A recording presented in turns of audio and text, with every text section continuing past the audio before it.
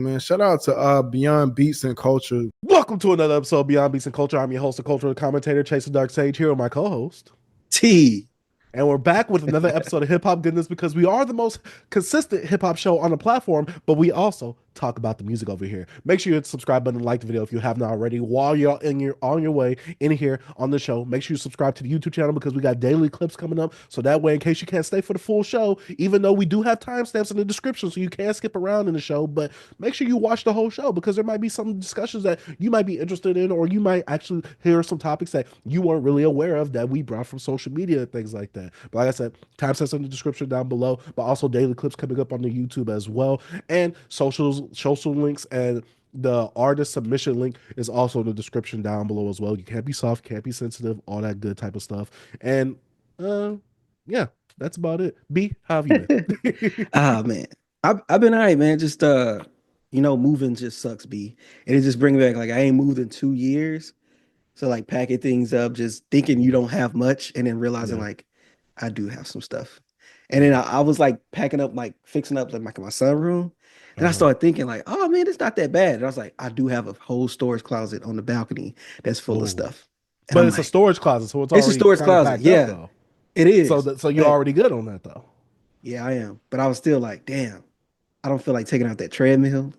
I don't feel like taking out those fans. But it's easy. It's not much, but still. But yeah, overall, that's what movers are for. Yeah. Oh yeah. Oh B.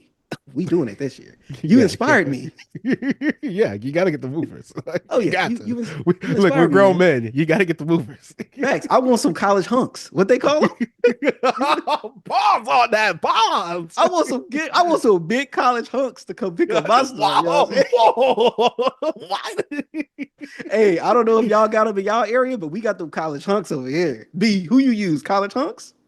I'm trying to remember who you used. Was it is it Firehouse? The white people, nah. Oh, Stanford Sun or whatever, something Sun. Nah. I'll know it when I see the logo. I know it when I see the logo, but I don't know the name. I know what you're talking about though. They got the green logo, white box truck, right? Yeah. It ain't something the Sun.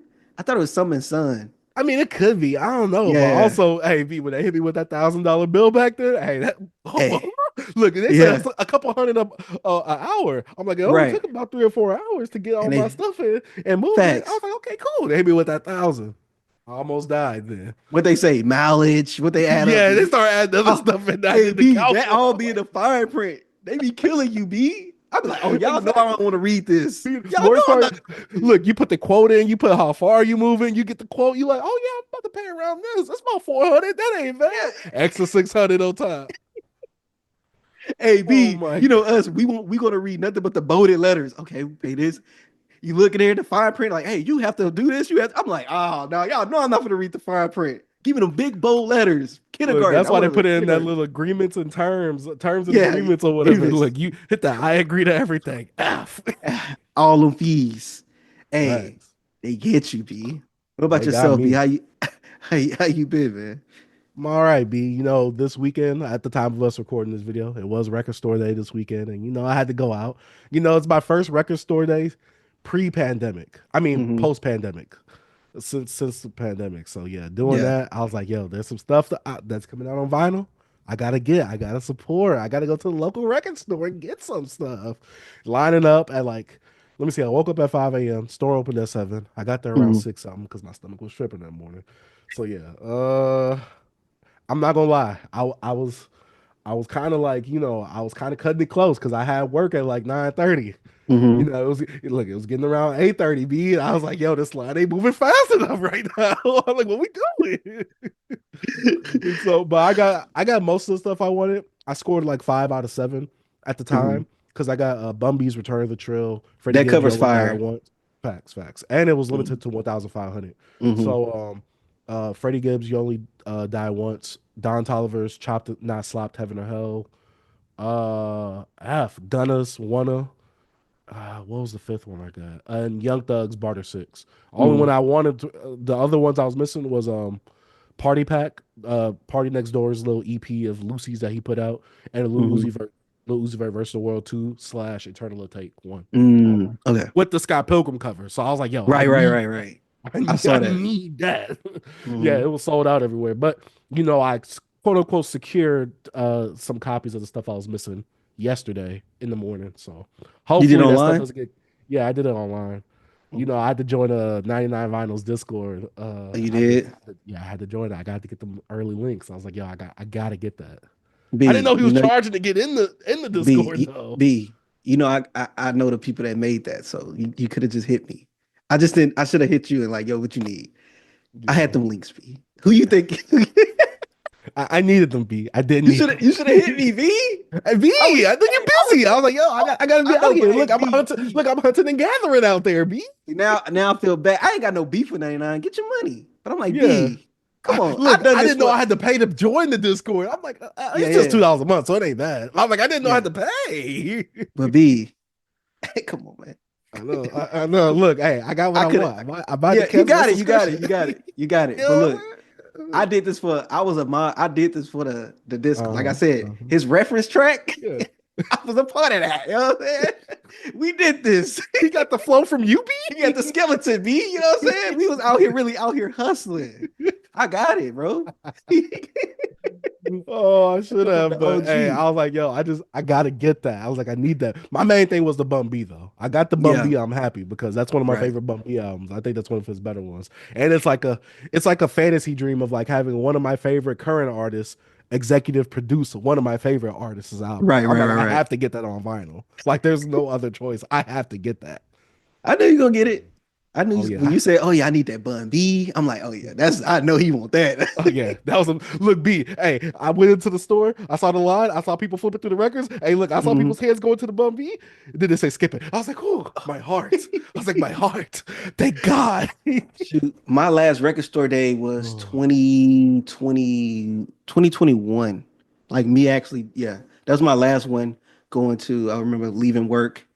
I left work and went there because I used to work like kind of a late night shift.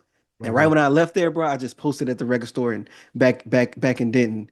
The Oh, the bookstore, what's it called? it's right. It It was was right by the comic book store and all yeah, that. yeah, yeah, right over there. Uh-huh. Yep. I would post it right over there, bro. Hey, went before we start, it was a guy pull up in a G-Wagon, B. I say, oh no, he got money. He gonna get everything. I'm like, he got no picks. I was scared. Boy, I was like, that's when that Party Next Door pack came out. Was that 2021, right? Remember the Uh, Party Next Door? He put out all his albums. I the bought box two. set or something like Yeah, the that. box set. The box set. That was the last one I went to. I don't remember what year that was. I don't. He wasn't there spending money. I knew it. I knew it, bro. But I ended up getting everything I wanted. But when I saw Mhm. that him pull up in that G Wagon, and he was the crazy thing is he put up in a G Wagon. I was Wait, in if you front saw of him him. pull up the G wagon, No, that no, means no, you was no, in no. front of him, right? I'm gonna tell you. I'm about to tell you. Oh, okay, okay. He had some homies there. Thanks for saving my spot.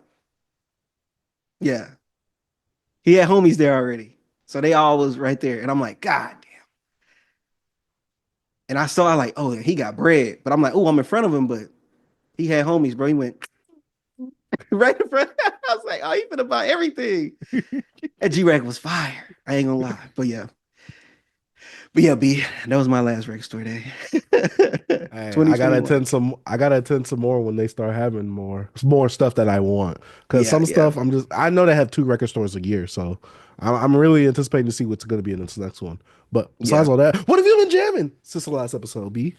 Man, boy, jamming. Oh, let me go look and scan on some stuff, bro. I'm about Right to say it quick. don't sound like you was jamming much. Bro, I listen to man, let me go, bro. Cause B, your boy just been actually, I told you just been consuming little content. But I listened to it's a guy go by Sir Froderick. He's actually a music producer. He's been around for a while. I actually didn't know about him. And like he seems like a guy I would have I would have known about, but he has an old beat tape he put out called Heartaches and Beatbreaks in 2010. And man, I can't believe I missed out on this. I love this. It's in that realm of like knowledge, like I don't know if you know what's his name? Oblivious. Is it Oblivion? But it's that soul sampling, like dirty sampling, like dope little beats, like short, like a minute to 2 minutes. He gets you with what's those God, I'm trying to, like, you know, they have like those different skits, in the middle of it from like movies. It's just all. If you ever listen to a Like kind of knowledge, like Mad Libs and like in the yeah, yeah, it's Black similar. It's you can tell he film. comes from that tree. He comes from that tree of like Dilla, Madlib, and all that. Mhm. And it was a really good listen. And I'm like, I don't know how I never heard of this stuff. He actually put out also a album this year with a rapper called The Food Lord, and I didn't listen to all of it, but I listened to like a few tracks. I'm like, yo, this actually sound good. But I never heard of this guy B, and I just feel like I found me a little gem. I haven't nobody like from like my peoples in Discords or none of my other like friends that's in hip hop. They never mentioned this guy to me, and I'm like, why? Why y'all never told me about this dude? He's They're dope. gatekeeping B. Some people are, bro, and I know they know who he is. They just some people don't like to tell, bro. Spread the wealth, but nah, dope beats. I really enjoyed it. Spread the bread B. Hey, spread the bread. Oh yeah, we're gonna talk about a little bit of that. You know what I'm saying? But I want to go and listen to that album in full that I was talking about. It's called Our Daily Bread. Hey, Our Daily Bread. Hey, bro, the cycle continue. You know what I'm saying? But yeah, if any of you guys never heard of the producer called Sir Froderick, he's really dope. I don't know his origin of like where he's from, anything like that, but really dope production. But if you want, how much you got? Because I have one more. If you want me to knock it out, You can knock it out. I got a good amount, but you know I'm not okay. gonna go crazy like Right, right, any of them. right. So, yeah. So I listened to another album. I heard this years ago, but like I said, I love to revisit albums as a grown man and actually like understand it better. Same. And I listened to Cormega, The Realness. And this comes off seeing shout out to Rob Markman. He talked about, yo, this album's a classic, the whole album. And I was like, man, this album in a long time. I don't know if you ever, I know you feel familiar with Cormega, right? Cormega, you Yeah, know, work with I Nas. gotta see some albums to see if I've ever listened to an album by him, but I'm Yeah. pretty sure if I have, I don't remember it at all. Yeah, I listened to only two albums from Cormega in my life. The Realness and it's an album he put out in like 20, like 13, 14. I remember it had the blue cover, and I remember listening to it because Dead in Hip Hop, I think they reviewed it. But Cormega, dope MC, very. I feel like a lot of Queens rappers they bring the realism like into like hip hop to me, that storytelling, that making you feel like, you know, that pain or sometimes just the world building. We're gonna talk about that, you know, later on in the review. But this project right here is full of like a lot of loss, and Cormega talks about, you know, people he lost throughout the years and people going to prison and just like what the streets can do. And I really enjoyed it. It's no, like, to be honest with you, it's not many happy moments in this project, this album. Like I said, it's called The Realness, and it's and he's speaking how he feel, you know, about everything that's going around him. Like, it ain't pretty, you know what I mean? This Mm. is the real, you know what I mean? And it came out Reality in raps, B? Reality Raps B came out in 2001, and I think like my favorite track on here was like you I say you are you my N word, you know what I'm saying? Are you my nigga? You know what I'm saying? That was dope. And Fallen Soldiers And was you said dope. Rob said that this was a classic? Yeah, he said it was a classic album. Do you And think it's a I heard. classic? Do I think it's a classic album? I don't Is it a know. classic album or is it a great album? I think it's a really great album. But it's some albums, I feel like some albums, bro. Like, I understand when like some people in a different generation calls it classic. Like, I don't expect certain people that's really love 90s to call Kid Cudi Man on the Moon a classic. You know what I'm saying? Like, Yeah. that's a classic to me. Mm. And I think this is a classic for certain people in that generation. But The Realness, man, this was really good, man. I really enjoyed it. I don't know if him and Nas was not cool anymore around this time at that point. I don't know. I don't know. I wanted to hear some Nas on here because when I Mm. look back at it, I'm like, dang, was Nas on this project? But Prodigy was on here. Has, oh yeah, Thug and Kiko, really dope track. That's him and Prodigy on there, which is really dope. And every time I hear, like, you know, Prodigy rapping about Kiko, and I just think about the guy Kiko on Twitter. You know what I'm saying? Yeah. About, hey, the slander your favorite rapper, bro. He slandered Wale today. I'm like, oh, Yeah, Kiko, I was chill like, yo, out, I bro. gotta Chill, stay out of bro. this. I was like, I gotta stay out of this. I just like the tweet and moved on, bro. You know what I'm Same, saying? same. I gotta show my boy Kiko some love, but hey, I Bro, gotta stay out of this. facts, bro. Because how he did Outcast last week, Andre last week, I was like, oh no, bro. Facts. And he Hey, said something. Every time Kiko wakes up and I get on this app, I know I'm not gonna have a good time. Bro, I sent him that Will Smith meme, bro, with his eyes like red, and he just say, "Hey, that's your man." That's what he said. I'm like, "Oh, bro." I was like, "Come on, bro, you can't do this to Andre." But if none of you guys, I know y'all, we got some probably younger, middle of the age listeners. I'm pretty sure the OGs heard this album. But even you young guys that's checking this out, just y'all want to go back to the roots, man. Not the roots, but just here's some realistic, some real grown man raps, man. Cormega the Realness. It's a good listen, but hey, it's some stuff and you like, dang, Cormega, have you had a good day? Like, I'm sorry, I know you miss homie over there, but like, damn, give me some sunshine. You know what I'm saying? I'm trying to think. I think it was one upbeat track on here. I could be capping a little bit, but it was a lot of darkness on there. It was that realness. But yeah, you can go on and talk about what you got because that's all I had. I didn't listen too much this week. All right. First thing, I don't know why and how the universe works, but I was like, yo, I'm in an Atlanta mood this week. So I went back to some Atlanta like staples in terms of like albums. No Outkast though, because Outkast I've jammed so much, and I think I might do that this week. But I went to T.I.'s King. God dang, I haven't heard King in a while. Listen to it. I'm like, God dang, this album is still fire. I was like, this album is still good with songs like paying homage to UGK with front, back, side to side. What you know about that? Top back. Those are like the big Mhm. songs that people would know from that album. Then I was like, all right, I'm still in the Atlanta bag right now. Then I went to Young Jeezy's The Inspiration. So 102, the Mhm. sequel to obviously TM 101. I had to put that tweet up earlier this week. B, I was like, hey, I got TM 102 over 101. I love 102. B 102 is so heat. B, To me, before the you go, production is a lot more dynamic on that one than 101. For me, B, for me, yeah. B. I had to erase that tweet out of my head. I forgot you tweeted that. I saw that. I'm like, I don't even think I liked it. I was like, he did not just say this. I had to erase that from my head and just keep on going. You don't never B, disrespect 101 like that. 102 is B, I'm good. sorry.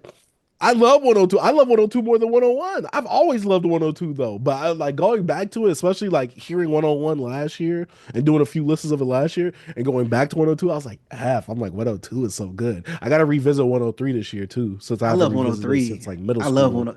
I love 103. But yeah, some of the songs, a lot of the songs on 103 come up in like my Spotify recommendations because it's just Mhm. the generation of music I listen to. And so I'm like, I gotta get to that 103 soon. But I know 103 is like a completely different bag compared to 102 and Mhm. 101 though.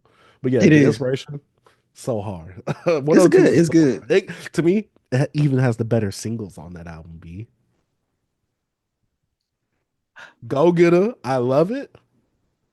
I love it. It's one of them. It's one of the ones. Go Getter is one of the ones too, B. Boom, boom, clap.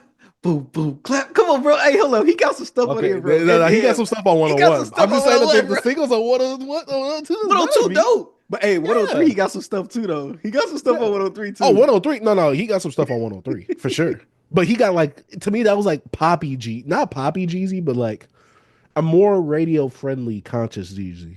Do you get what I'm Yeah, saying? I Because get it what you're wasn't as saying. gangsta filled compared to Because 101 and 102. you think those hits on, I know this is a whole nother side quest.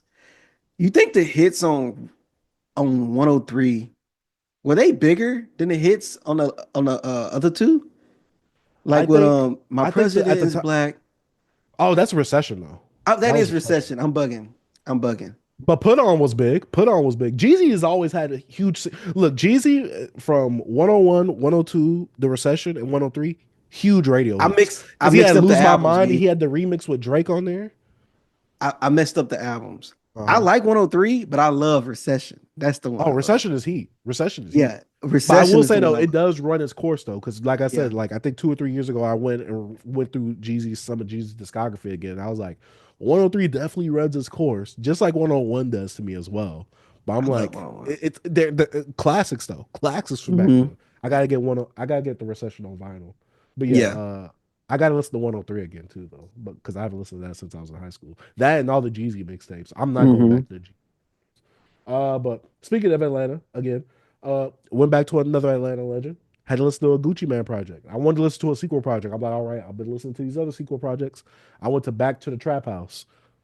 I was like, God dang it, Gucci. I am enjoying this right here. It's still that old school trap sound that Gucci had with the doing, like it had those weird quirky sounds in there. And I'm just like, this is so Gucci. This is so like trap, like in the mid 2000s. I love it.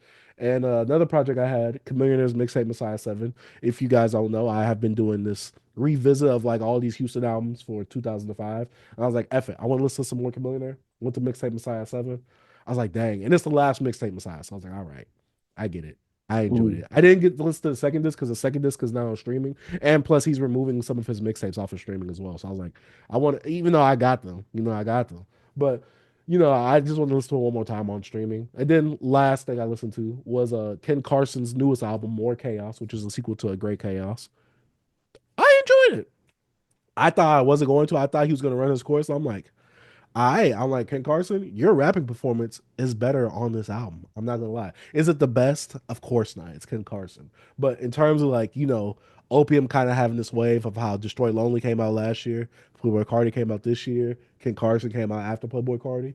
I'm like, all right, they doing something right now. Destroy Lonely, you looking the weakest out of all of them. But Ken Carson, hey, Playboy Cardi, y'all doing y'all's thing right now. I see some comparisons online, B, and I know it was recency bias. Some people's like, hey, More Chaos over I Am Music. I'm like, all right, now let's pump the brakes. I was gonna ask you that. I think Cardi's presence is way more like there on I Am Music, but Ken Carson's production on More Chaos, it reminds me of that Rage style, but it reminds me of older 808 Mafia style because he comes from that family tree of 808 Mafia. I believe he was a producer from 808 Mafia as well. But yeah, he comes from that tree, so it kind of has that plus Rage elements mixed into it, and I'm just like, I really love this. It's not like it's progressing the sound, but it's a very consistent and cohesive sound throughout the whole project where I'm just like, F. I really like this. Ken Carson was doing a really good job on here. I just think Cardi's presence is way more out there, and he's way more of a character because he takes from that Young Thug tree on an I Am Music. So, ugh, I can't compare them. I can't. I'm sorry. I got to give more listens to More Chaos though. I got to give that because I listen to I Am Music a good amount. So yeah, I haven't listened to that since the weekend drop. understandable. I'd be at work and sometimes I'd be like, F, I need something to listen to. I just put I Am Music on. Just to be like, oh, okay, I'm keeping track of like the time and how long I'm taking on certain things. My bitch so bad she can't even come outside. Hey, you say you want to? What do you say? You said she died for me. Well, just die. I'm like, yo, I like the song "Fine Shit." I just haven't went back to it. Yeah, I love it. But yeah, that's about it for what I've been jamming. Obviously, I jammed some other Ti stuff as well, like I believe Paper Trail as well. But classic album from Ti. Come on, Rapping for the hell of it, hella rich. Never have to sell a brick again. Must I tell a trick again? Oh my god, you must spend on those songs. Come on. Ready for whatever on top of the world? Oh my god, V, I love that album. But I gotta get that vinyl. But yeah, that's about it for what we've been jamming. Let us know what y'all been jamming down in the comment section down below. But now it's time to get on to the news section of the show where we talk about music releases, announcements, hip hop news, current events. But B, let's go ahead and start off with these music releases. Bodie James, again, with Nicholas Craven, July 11th. B, you jamming this? I'm gonna listen to it because it's him and Nicholas Craven. They put out good albums together. And I couldn't get through the last Bodie project that he put out with V-Don. I listened to like two tracks. Whatever it's called. Yeah, it's just the first song. Alphabet Highway. Yeah, the first song sounded like mixed really poorly, and I barely can hear Bodie vocals. And I'm like, okay, I'm not gonna listen to this. I'm like, is this just this song? And I skipped to the second track. I'm like, okay, this sounds better, but I didn't return back to it. But I have it in my library. I'm gonna check it out. This right here, I'm gonna try to check it out. It's just kind of hard to keep up because I think he's actually gonna put out an album a month, bro. Maybe two sometimes. That's how it's looking. But yeah, I don't know if have you listened to a Bodie album this year? You listened to the one he did with the Chuck Strangers. The Chuck Strangers one. And they came out like a month ago. Yeah, maybe 3 weeks ago, maybe yesterday. Facts.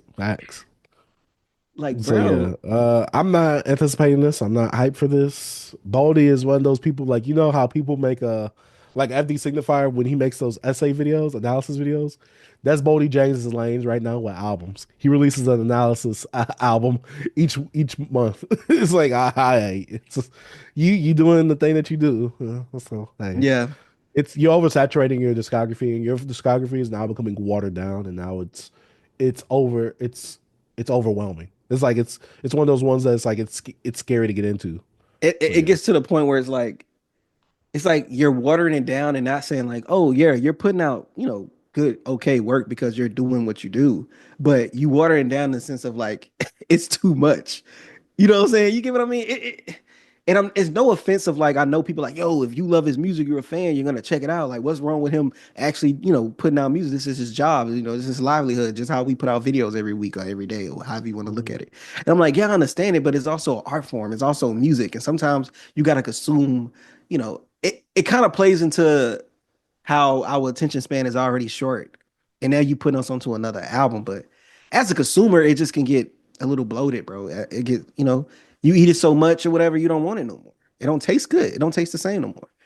Like you want Yeah. something different. So Maybe he's it's a trying to gift put and a himself in the curse. algorithm to where it's like, oh, when someone sees the new stuff dropping this week, Bodie's in there, they're like, oh, I never heard of this guy, even though I wouldn't know how you wouldn't hear about him since he Yeah. drops almost every week.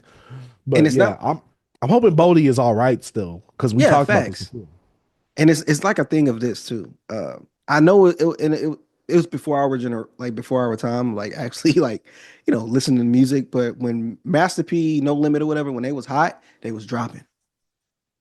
I'm not trying to compare Bodie's run to like Master P's run and No Limit because they was on Yeah, fire. They was yeah, selling millions of records. So yeah, I'm like, I feel like if Bodie was doing this at his hype, people probably been like, oh yeah, more Bodie. They kind of want it, but it's kind of at the tail end of like the hype he had to me. hmm And like I'm not comparing his hype to what freaking No Limit had, but I'm just saying. I feel like Boldy should have had like a future approach where he releases like really good quality mixtapes or whatever, these little projects, and then Mhm. release boom, the big album that Yeah. led up to that. But it's like you just each project is the same, just with a different producer. And it's shorter because like when he did his stuff with Alchemist, like Bo Jackson's dope, Price of Tea in China, dope. Like them what's the other one, McNichols or whatever. Like when you listen to those projects, you could tell that they stand to me, they stand alone in this like Oh, run and he's Super doing now. Tecmo Bowl. Super Techno Bowl and stuff like that. Because they to me they stand apart from those. Like you can Yeah, understand like okay, this is crafted a little different. Because you get a little Alchemist, it's a little different. You yeah, know what I'm saying? yeah, yeah. Yeah, But I'm not hyped for this. Nor will I me probably neither. check this out. Uh, next project coming out, Amir Obi, looking for the nearest exit. He's finally off of his label deal that he was on. I listened to his last few projects. I even made a video about him. Well, it was like, a small little video Mhm. saying like, where is Amir Obi at? But now I saw like in my Spotify thing, like, oh, pre-save Amir Obi's newest album when it comes out. Supposed to drop April 25th. I will be looking for this. I will be listening to it just to see where he's at mentally, headspace wise, and is he going to bring the vibes? Because I really did enjoy his last project after. So yeah, Amir Obi is someone that I'm always looking forward to, and someone I was jamming a lot back in college. I know you Yeah, not really caring for this. yeah, but I jammed the mirror too. No, I know you jammed Amir, Yeah, but but I I'm know not. you I'm not. right now I'm you're not. not in that headspace for that. Nah, but we gonna. I peeped in and watched four watched our review on stream of on his Twitch stream. He Shout out to said four. he said he didn't know how do you pick up the Amir Ovi because he's like he went back. He's like I used to jam the best on Amir Ovi. You know what I'm saying? Uh He's like and he played a song.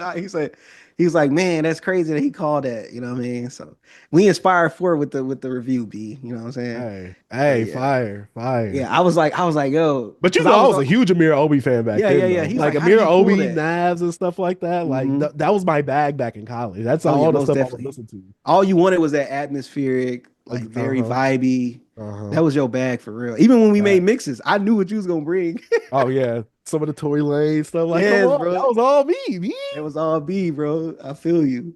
But yeah. Yeah. Next piece of, I guess, releases that we have, Young Thug, We Scooty or Scooty. I don't know how to say it, but basically he had a billboard coming out saying the universe has been too quiet until now. We Scooty or Scuddy. I don't know how to say it, but it's supposed to be coming out 2025. We don't know if this is a new album, a new song, but I know he had a snippet recently come out called R.I.P. Scuddy. So yeah, I'm not like super hyped for it because I'm not the hugest Young Thug fan, but I appreciate Young Thug's music. So I will be listening when it comes out or whenever. Oh yeah, we got to. This is first Release. album after being If this is an incarcerated. album, I still don't know if this is an album or not. So Okay. Okay. That's true. But yeah, this is something. If Young Thug put out any album, we will have this a review on the freaking channel. Like you have to. yeah, I mean, hey, I would love to. Mhm. Especially like me recently getting Barter Six at so much fun on vinyl as well. Mhm. Gunna teases a new album coming soon. Yeah. He drop every year, so it's like Yeah, to me, Gunna is he's one of those mainstream artists that it's like, oh, you gotta give us something every year. He's in the raw wave lane, the little baby lane. He's in all that lane right there. yeah. Which I mean, he had some nice songs on the last album. To me, it just didn't do well as an album. But yeah, Rap I mean, Caviar rapper. yeah, of course. Him, Lil Durk, and all of them.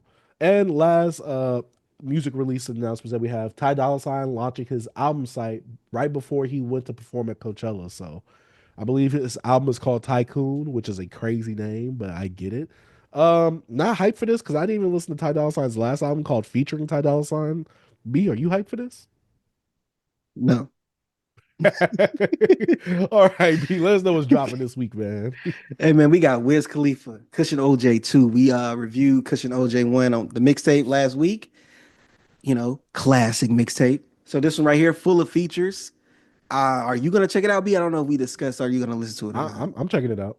I'll check it out. Okay, I'll listen to it as well. I think it's heavily tracked. It's like what, over 18 or something like that? Or am I Yeah, wrong? it had like some bonus tracks already. It had some bonus tracks already. So Bro, say I'm like, giving you the deluxe you fact, I'm already. giving you everything at once. Yes, and I like the song that he teased with Gunna on it. It sounds good, and it sounds like in okay, that vein of like Cushion OJ. So I'm like, okay, like all right. this He actually gonna, sounds good. But I'm like, is this going to hold up as a whole yeah, song? yeah. Because snippets, we have some of the greatest snippets out there in the world. You Uh know what I'm huh. saying?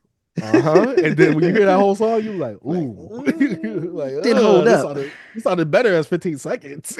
Right. It didn't live up. Our next project that'll be releasing, I'm pretty sure some more stuff out there. But we got the Underachievers with the Homecoming. I wasn't a huge Underachievers guy.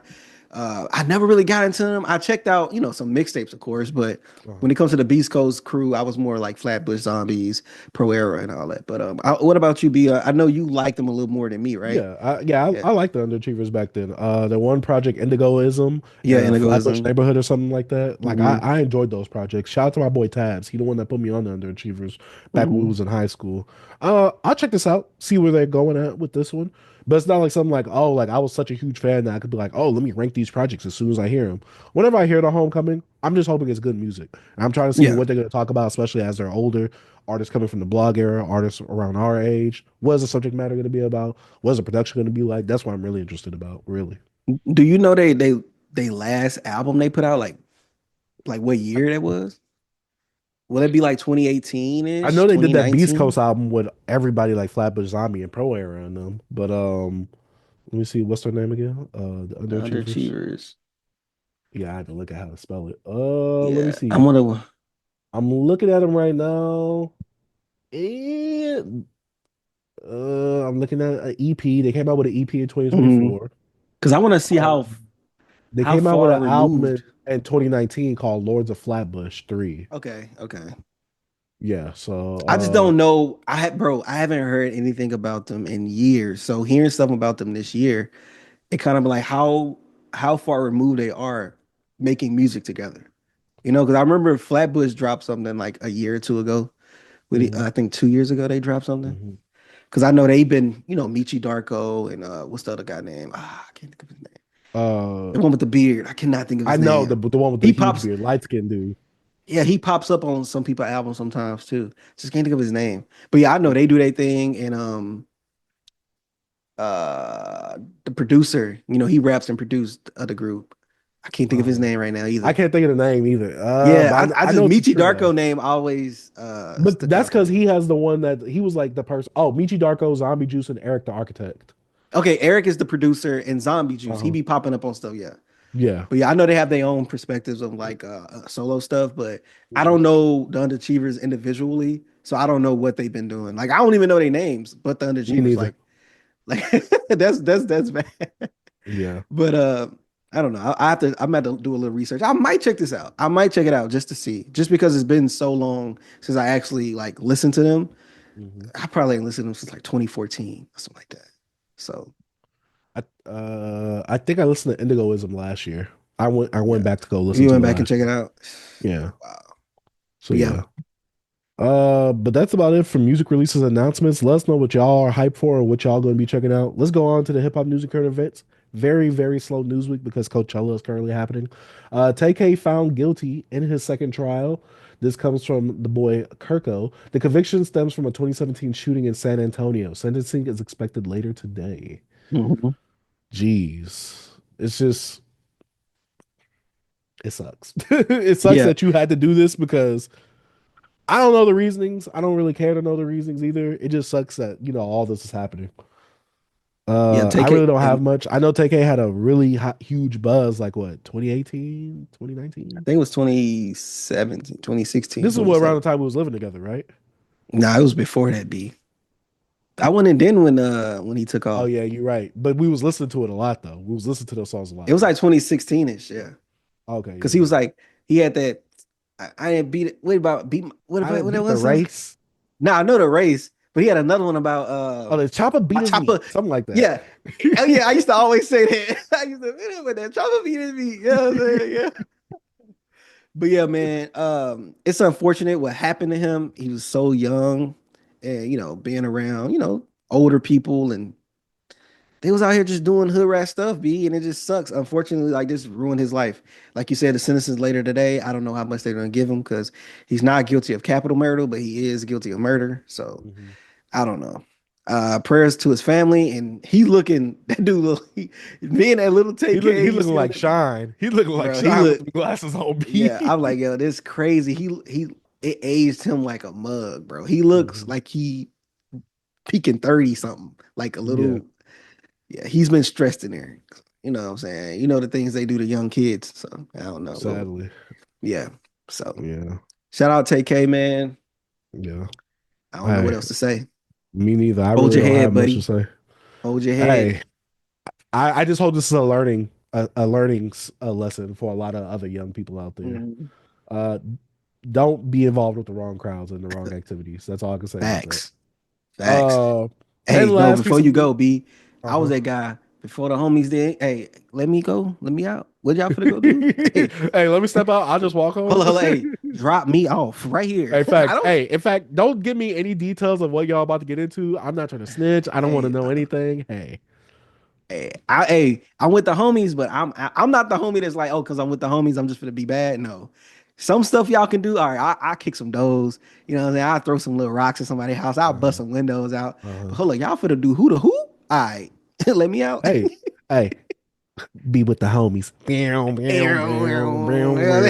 Uh-oh, but that's a segue to the next topic I got, B.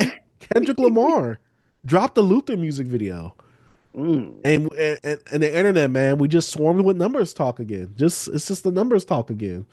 That's all they want to talk about. I Oh, this never video seen was botted. Oh, the circles mean this, and the squares from the other music video mean that. Oh, I haven't seen nobody like, oh man, this video here at 2 days, and this video here in 11 days. Wow, look at it. Look at these. I'm like, bro, y'all gotta stop, bro. Like, y'all actually have a mental illness. If y'all go look at Drake No Kill video and then open up another tab and go look at Kendrick video and be like, ooh, look how much views he got in this amount of time. Like, who cares? Kendrick right now is hotter than Drake. We know that. So who gives a F? I think the Y'all worst part about fans this is be the worst part about this be is that both parties are just making even more money with all this.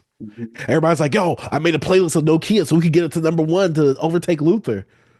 So we just trying to like give money to the artists like this. I yeah, mean, like like I want the artists to get paid, but it's like it's crazy that people are like it's that blind loyalty where it's like you do know both these people are still benefiting off y'all talking about them on social media, right?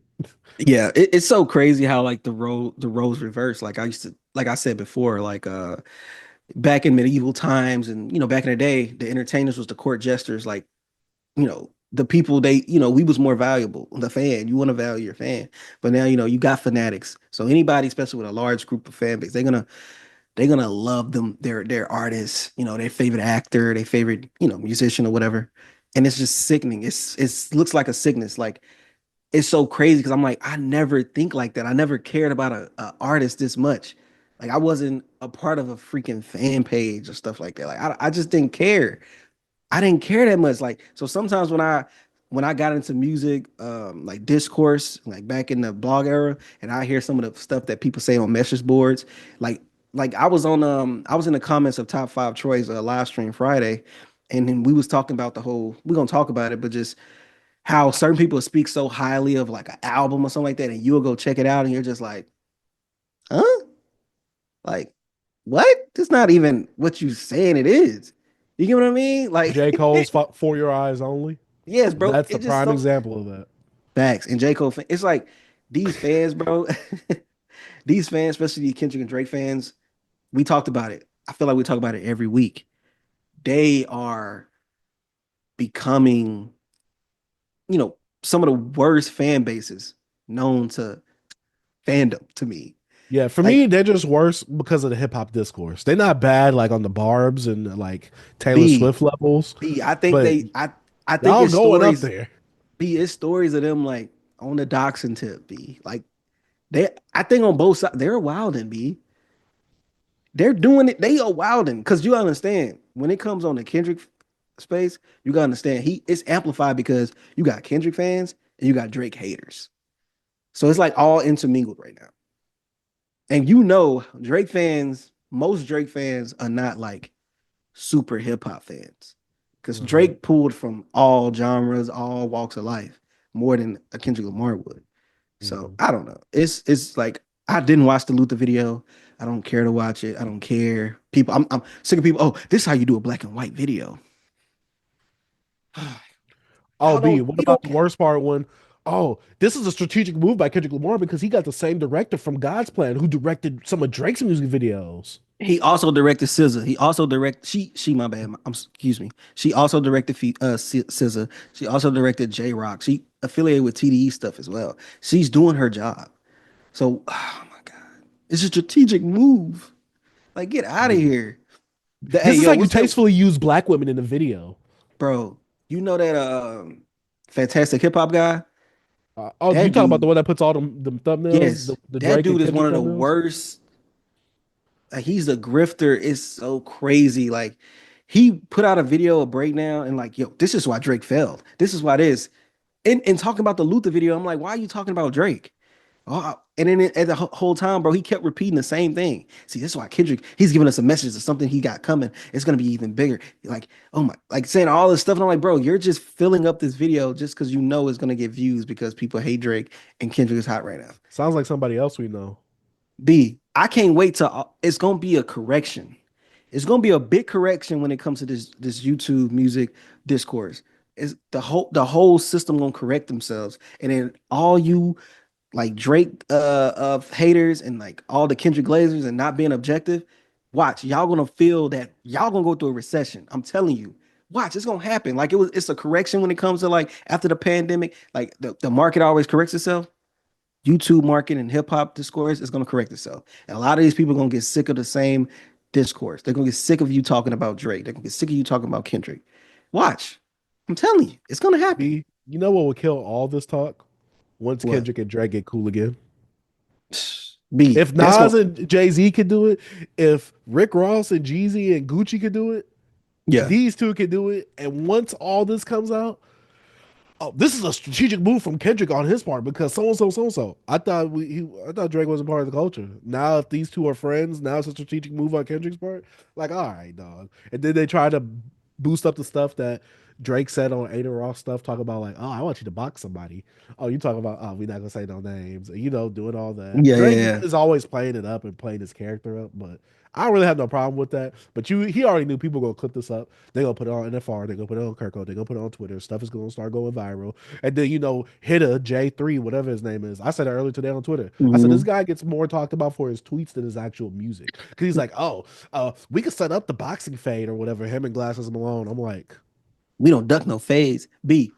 I ain't hear no pro Drake people talk about that. I swear I haven't. All I saw is Kendrick people, like people that's fans of Kendrick and don't like Drake, actually bringing up that clip. I'm like, I ain't even clicked the clip, B. I didn't click the clip. It's just certain stuff I just don't. I'm like, oh, I don't care. I just don't care. Yeah. You know, I'm trying to I stay lose in it. tune with everything. Plus, you know, Drake, you know, Aiden Ross asked Drake, oh, what's your best album? What's your favorite album that you made? He said nothing was the See, same, and honestly, never mind. B. I see the what people put what the caption of it, Yeah. and I just keep. Oh, okay, I understand, and I move. I don't even click the video because I'm like, okay, cool. He don't. Yeah. But I'm like, because I get sick and tired of these people, bro. Y'all are. We gonna talk about it, B. But they're draining me, B. And I don't even Not in a like. good way. Nah, not in a good way. And I love coming on here and talk about music and talk about what's going on, but like the discourse is just not moving, bro. It feel like a wall is up. It's like it's a wall with Drake and Kendrick face on it, and we just can't get through it. We just can't get through that wall. And the other side of that wall, B, is real hip hop discussions. And I'm just trying to get to them, B, but we can't. We could talk about it here, but it's that wall that's blocking us. So Yeah. It's like a firewall, B. yeah, it's like It's that like, old whoa, whoa, Twitter whoa, meme whoa. where You it's like trying me to, talking five people on Twitter. oh, You to the talking to the brick wall? wall? Yeah, to the brick wall. Like that's us. This us right now, B. We talking to a brick wall right now. We just Hey, like, we actually here to talk about the music, B. See, that's the thing, because we started the podcast before the whole Drake and Kendrick beef, and now it's facts. diluted the whole pool. Oh my God. It's so sickening. All the reaches and stuff like that. Nasty. Yeah. But y'all let us know what y'all think about, you know, Kendrick Lamar's music video for Luther. If y'all have seen it, did y'all like it? And I heard that they actually did a different like mix of the song itself and Mhm, let the Luther sample actually play out, which I'm like, okay, that sounds dope. But I'm mhm, not gonna go to that song because one, I'm not gonna lie. When I be on R&B stations, I hear that song pop up and I'm like, I hate hearing this on an R&B station. I get it, mhm, but I hate hearing it on an R&B station. I don't I know some people like R&B Kendrick. I personally don't like R&B Kendrick like that. mhm. So yeah, that's my thing. But also, I don't I like the sample. I like the sample. I like the hook. I like that. But you know, to me, the song has worn its welcome out for me because I've heard it so much on the radio. Yeah, I feel you, B. Yeah, not a bad song, but definitely you know it's wore its welcome out for me. Yeah, let us It's know one what of y'all those think about this hits. news. It's one of those Yeah, hits when it's like, yeah, it's one of those, which is a yeah, good thing. But yeah. also, It's it's a good like, thing for him. yeah, Yeah. I'm not hating on the song. Like I can see why people like it. That's never the problem for me. It's just you know it's worn its welcome for me. facts. But yeah, y'all let us know what y'all think about this news down in the comment section down below. Let us know what y'all think about Tay K being found guilty. But B, it's actually time to go into the music section of the show because you know we actually talk about the music over here, We and we do. only got one album that we're talking about today. Mobb Deep's the infamous the 30-year anniversary. This album is older than me. Came out the same year I was born, which is crazy. But yeah, Mobb Deep's the infamous. I'll intro this one a little bit because I'm not as familiar with Mobb Deep. Have I heard Mobb Deep Mhm, songs? Of course, I've heard Shook Ones. Come on, what are we talking about on here? Shook Ones Part Two, to be specific. Of course, I heard that, but I was never like big in the East Coast rap or Mobb Deep, especially like these are the rappers like I wasn't into the. I don't want to say lyrical gangsters, but like the lyrical street guys back then. I was like, I like Most Def back then. I like Talib Kweli back then. But you know, as we've been doing the show, and I believe this might have been on one of the sections of what we've been jamming last year, I don't know if you recommended it to me, but I was listening to some East Coast rap and I was like, I'm gonna check out Mobb Deep's first and second album. mhm, Checked out this one. I was like, God dang. And you know, B, when it comes to me with these 90s album, I'm like, yo, this kind of dusty. This mhm, album to me holds up really well. Does it got a little dust on it? Of course, but that's you know, it was 1995 back then. mhm. It's graceful dust. I'll say that. But overall, when it comes to the production and rapping on this project, I really liked it. Now I know usually when it comes to a duo like this, RIP Prodigy and shout out to Havoc, there's always going to be that one person that outshines the other. For me on this, no one outshined others. To me, they worked Mhm. well in sync with each other. But B, I want to get you know, your experience with this project because you know more about this. You're more familiar with this than I am. Oh man, this right here, bro. This is the other side of Illmatic. This is how I always look at this album. It's like the other, like Illmatic, Okay, you know, okay. but like this is the more grittier, like Illmatic, like point So of view. B, so like a blog era like comparison is like Good Kid, Mad City to My Crazy Life. Kind of, because it's like Nas is telling you what's going on, like what his people are saying, like he's Mhm. seeing it, and these Yeah, these they in it. yeah, yeah, You know what I'm yeah. saying? So it's just that other side. It's like it's the guy that's around them, and it's the guys that actually put in the work. That's how I always looked at this album, and I love this album. This is like one of the when you get into hip hop and you venture off into that golden era, like of like New York sound. This right here is the pinnacle of that. It the world building from the production, the samples, just oh man, just be on hectic. I don't know why I can't say the word right now. On hectic, Oh on yeah. that pew pew beat. Oh my Hmm. god, Hmm. that beat gets Hmm. me every time. But anyways, bro, For me, that this run from album, hectic to cradle to the grave. Oh my god, I'm there. I'm there, B. bro, this album right here, man, it's crazy. And just I don't know if you knew how like Q-Tip had his hand in this album. If you think about the Mhm. drums, like okay, Prodigy. Havoc and Prodigy, I blanked. No, I understand. They didn't want the beats from other producers because they first album Juvenile was Juvenile Hell or whatever. They had multiple producers on there. They said they didn't like the beats that producers was giving to them, and they wanted to learn how to make beats themselves. And Havoc took that mostly upon himself. So Havoc produced this album. It's as Mobb Deep, but like Q-Tip had his hand in it because he liked them, and he also had uh some type of connections with the label that signed him. I forgot who it was. So he actually worked closely with them with mixing, some of the production as well, like the drums. You can see similar drums from I think is it Beats not Beats Rhyme Life. It's one of Q-Tip drums in this production as well. It's like the same stuff. It's crazy. I was like, dang, I didn't even know this. You know what I'm saying? Q-Tip actually featured. He has a feature on here, and he also has a whole producer credit as the abstract. I forgot what song it was, but I'm looking at the songs. Give Up the Goods, Just Step. That's a song he solely produced. right, He right. also co-produced Temperature Rising. Temperature He co-produced Drink rising. Away the Pain, which he hmm actually featured on as a feature as well. Yeah, he was on Drink Away the Pain. Yeah. But this stuff right here, the stuff they was talking about, like I said, the skits from Prodigy, just Prodigy always stood out as an MC, as a personality, because especially the skits and some of the things he talked about. I don't know, like Havoc's dope, but Prodigy stuck out to me because like Prodigy has that effect to me, same as Tupac. I feel like Prodigy's a better like rapper, but when he just says what's on his mind, like he say it, he don't have to like Prodigy and Havoc wasn't miracle lyrical to me. They Mhm. lyrical guys, but they also just said what they gonna do to you. They just, all they gonna say what's going on. And I just really enjoyed it. And it meshed so well with the world they built on here. And they actually used Illmatic as like a skeleton bee. Like they was Mhm. like, yo, we need to find another way to tell our story. And we could tell it in a different way. That's why I said this is like Illmatic. This is the other side of Illmatic to me. Like this is the guy that was in the streets. Would you have See, something to say? I never looked at this album like that. But when I heard this album, I was thinking this exact thought. B. I was like, to me, this is when people describe Illmatic, the sound of it, like how you feel like you're in New York. This is how I feel New York Mhm. sounds. Like this album right here. This is how I felt about this album right here. Mhm. I'm like, this feels like that to me. Certain things like, oh, we'll listen to Nas, Wu and Mob and stuff like that. I'm just like, Mhm. this feels like that gritty lifestyle that I kind of like. And I like that you put the dichotomy of like the Illmatic and the Mob Deep Mhm. infamous comparison right there because I never looked at it like that. But now I can really see it. Like Nas is Mhm. the guy that he's like, yo, I'm the guy looking and like, this is how life is Mhm. versus yo, we in the streets. Like this is We what we doing doing. it. I've been in the We doing tunnel.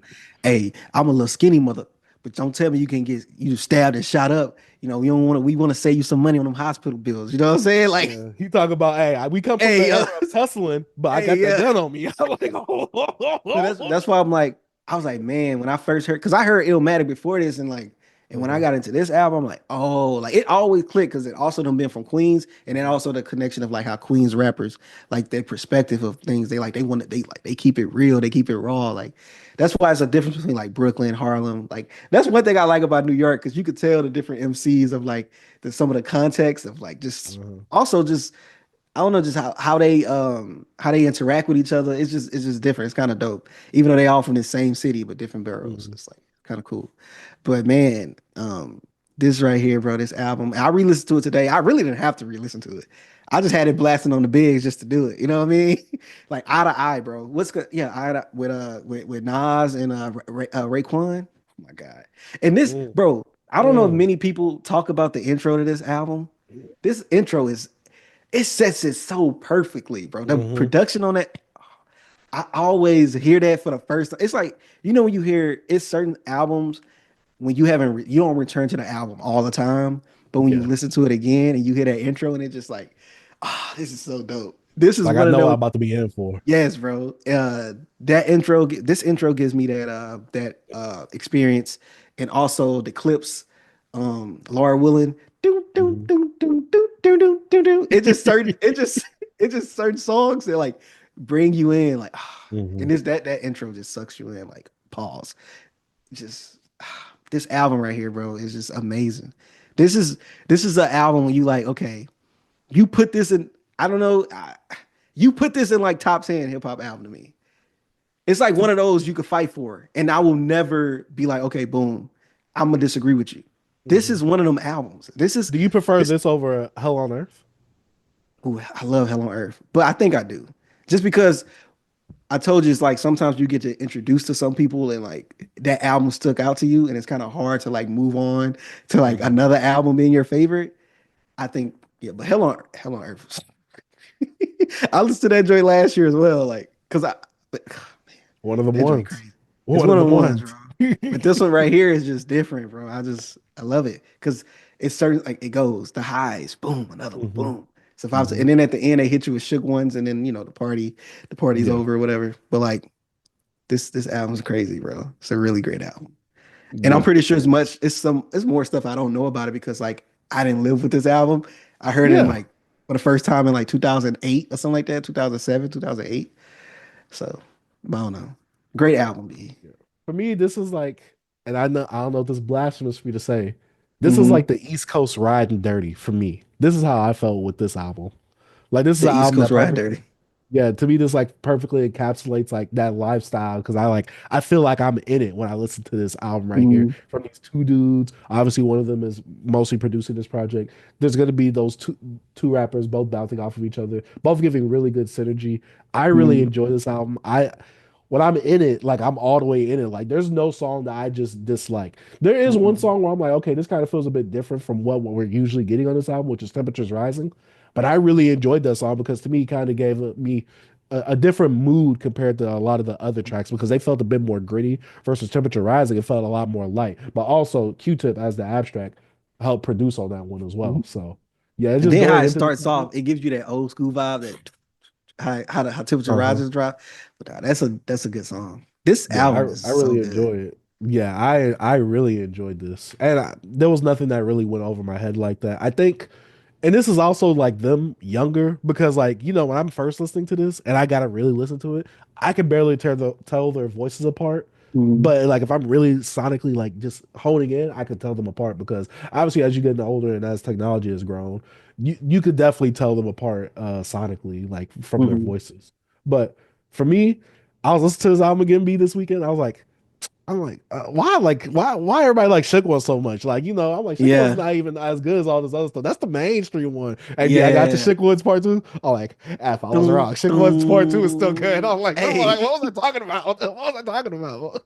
Shook One's part two is so good to me. And them like, having at the end of the album, then they have Party Over with Big Noid on there. The one thing mhm, I want to talk about this album too, the features are really really good. Nas and mhm. Raekwon are eye for eye, and then Big Noid is cool. Big Noid is someone who You should as check out someone his who album too, bro.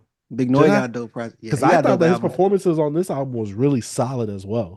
Yeah. So and then that song with Right Back at You with Ghostface, Raekwon, and Big Noid, I'm like, all right. Hmm. I'm like, all right, dog, you got me. And then Raekwon and Ghostface, their features on there. Ooh, Yeah. it goes hard. It's just the production on here is like a character of itself because, like you said, it makes you. That's what I'm saying. Like that's, you hear New York State of Mind by Nas. It's like, pew, pew, put you in. But like this right here, bro, this bring you in. Like you feel like you could be, stereotypical watching a movie and you going through an alleyway in New York and you see the water dripping from pipes, you see a puddle, you see a rat go by. You know what I'm Mhm. saying? It's just some creep in the alley or something, like it's just this how you feel, bro. And this album was done really well. It's just so crazy how, yes, they had, help from Q-Tip to kind of shape it, but how they managed to get this sonically, this sound so it's just like what you say, lightning in the bottle, whatever. Like Yeah, I be saying lightning in the bottle. it's like you can't recreate these type of moments. Yes, you could put out another dope album, which they did with an like after this, but they found that sound and they stuck and they just like they did it effortless. Like it's Mhm. crazy how they did this. And I don't know, bro. This album right here, it's one of those, B. Mhm. It's a really, really, really, really great piece of art. On record store day, I went to another record store because I went after work and I Mhm. saw it on vinyl.